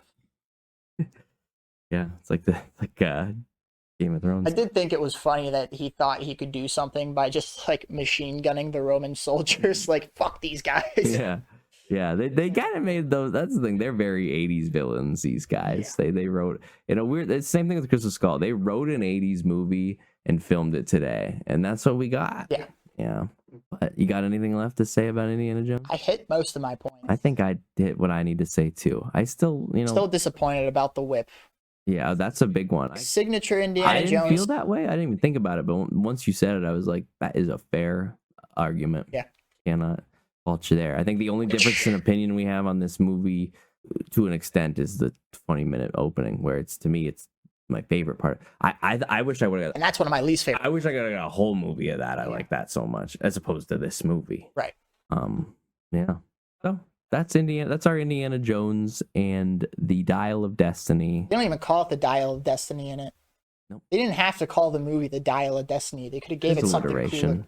They do call it a dial, though. They do love their MacGuffin alliteration, because initially you're led to believe that there's a different MacGuffin, Yeah. which that was also a weird part where they're like the spear, the knife that like stabbed Jesus. I can't remember what it's called. the longitude of latitude or something. It was like an L alliteration. Sure. And then they're like, no, it's actually fake, and we're not going to talk about this ever again. Yeah. This is the actual MacGuffin. The goal in even using the dial later in the movie is that to actually, like, I thought that was they're gonna use the dial to get whatever the real version of that knife Yeah. was. Doesn't matter. It does not matter. Yeah. Which, whatever. Which just leads you to believe, why don't they just make the MacGuffin that they're going to use the MacGuffin and not have this whole fake storyline? Like I said, I'll take it though, because that 20 minutes is what I liked about the movie. There's even a scene where like he's cut. I think Mads Mikkelsen is cut by the spear, like it shows his hand get like cut by the spear, and they make kind of a thing of it, Mm-hmm. like really quick. And I'm like, oh, is that going to give him like magical powers or something? So I found out it was fake. Yeah. Yeah. And then turns out it's nothing. It's fine. They don't mention it again. He doesn't even have a cut later on because they don't. Well, he has great skin, dude. Remember, he takes He'll a take sign damage from until- that train at the beginning. They and never he's take got a damage until they fine-looking do. face. Yeah. Yeah. Indiana Jones, Dial of Destiny. Please don't make any more. We said, I think we're done. Yeah. Here is we'll always have 3 really good ones. I'm gonna watch Crystal Skull again, and I'm gonna say, how did that movie make me feel overall? It's definitely the goofiest one. I think it's a more fun movie than, because that movie this new one to me was not fun. I didn't have a fun time at the It movies. wasn't very fun, no. Except the first 20 minutes to me was at least fun. And I thought the ending scene was a little fun. Like, The ending scene was a little fun. probably could have done a little. When it got wacky, I did get up a bit. I started paying attention more. I Yeah. was like, this, I can, Probably could have done a little more with it, because it was just like, oh, we're in this battle a little bit, and like it was a very interesting premise that they could have made a little more interesting, but they didn't really. No. I knew when that scene started, we were on those ending things are never super long parts of the movie, so I was like, we're on borrowed time. And again, it's a Hollywood movie, so you suspend your disbelief. But Indiana Jones speaks perfect archaic Italian, because they're not speaking modern Italian. They're speaking 214 BC He's an Italian. archaeologist. Yeah, he knows these. He knows he's fluent in all these old languages. I want to say one more thing before we shut the review up, because I forgot to mention this. I was going to bring it up earlier because this was a gripe of mine as well. One more gripe. Though I didn't think the de-aging looked bad. I didn't at all. I thought it worked really well. Here's what made it not work though entirely for me, because it was young Harrison Ford's face, but it was still old man Harrison Yeah, Ford's you could tell. voice You could tell they still. coming out of that mouth, and that's where it was tough for me. It was a little jarring because I was like, he looks like young Harrison Ford. He certainly looks like maybe 10 years after The Last Crusade Harrison Ford, but he sounds like old man Harrison Ford, and like that's tough because Yeah. I know what he sounds like when he's younger. There is that disconnect. Yeah. So if they could just AI some voice to make it a little more there, that part would be completely safe for me. But other than that, that's all I got. And it was like, there's definitely worse de-aging out there. It's just, I'm used to seeing it now, and I just kept getting uncanny valley of like, those aren't he's not actually emoting. Like, that's like a computer trying to be human. Yeah, And it just didn't work for me. that's fair. I think to me it's the best that I've ever seen though, so I can't. They certainly show a lot of it. They were confident in it. They really. They even like just pause on his face for a while, just watching it, and I was like, this is too long. I didn't hate it. I didn't hate that. Well, that's Indiana Jones and the Dial of Destiny. And I think that might be the show, unless there's anything else you wanted to add on. I think we touched upon everything. Yeah, that's Nerd Shit in the Dark. Thanks for coming out, shitters. Always love to have you. Look for us on Spotify still. Now we got the Yep, follow us. Follow us on Spotify. You can follow us on YouTube at Nerd Shit, one word, entertainment. We're gonna put a lot of content out. Chase Creek Kitchen reviews. I actually think, I know that we don't do this in this show anymore, but I do think we should do a side thing where we do Weeb Shit in the Dark, where we talk about our anime and shit, because I do think we should still do that, even though it shouldn't be part of this show. I feel like we should watch RRR Oh yeah, together. yeah. But should we do a reaction? Oh no, We don't want to put that on our YouTube channel like our reaction of us watching it, of us. Yeah, like or like our review after we watch it. either one. I would do like an episode of this after and talk about it, but I don't want to set up a camera of us watching a movie and how we Right, because then we'll feel like we have to react when we're just. And I won't, because I mean, if you would have watched me watching Indiana Jones today, you wouldn't know what I was thinking. Yeah, that's Maybe fair. a couple That's fair. times. We're not reaction people. That's not our content. No. So but I'd watch. I think we should do one where we watch that and Everything Everywhere. I just think it would be talk about those movies. one to react to, because it's just something we have no idea Probably what it's about, and like Bollywood movies are very different from Hollywood movies. I mean, we could record it and see if it's worth putting out there. Test it. Because I think if we would have did a reaction video when we watched Swiss Army Man, I think I reacted quite a bit to that. Yeah. So maybe. I also think that we should do an episode where when One Piece comes out, you come over here and we watch all 8 episodes. Yeah. We just make a day of it, I would like that. and then we talk about that because I'm sure there's going to be a lot to talk about with that. Come, pistol. Terrible. I think it's gonna be good. You have completely flip-flopped where you were with me when we first watched this. I know. I was initially like, this is bad, but then I was like, it's goofy, and One Piece is goofy, and so if it manages to do goofy well and not like Netflix goofy cringy, I hope so, but It I will don't work. believe it. I just don't believe it. because I will say, I gave too much credit into going into Cowboy Bebop, and they fucked me. yeah, because I will say this is the one where like they physically cannot do it a 1-to-1 adaptation. Like they have to. And I don't expect it to Yeah, be they that have either. to change things. If they try and do it 1-to-1, it will suck. I don't think that's what's going to be bad about it. Yeah, I mean, it does concern me that it's Netflix, and Netflix does not have a proven track record with adapting anime. But like, the only thing that saves it is that I do think the actors Not at all. enjoyed it. I think they'll do a good job with whatever they have, and Oda did sign off on it. Yep. Which is more than what we can say about some of the other shows like Avatar. Yeah, I agree. Yeah. But we'll see. But we will I'm gonna give see. it a shot. We're going to watch it. Yeah. August 31st, I believe. So, yeah. I think we should, I really do. You come over and we'll just make a day out of it. I'll be diggity down. Watch that shit. But other than that, guys, that's Nerd Shit in the Dark. Raiden, you want to give a goodbye to the folk? Yeah. Nerd shit. In the dark. In the dark, I'm a natural. Nerd Shit in the Dark! Woo!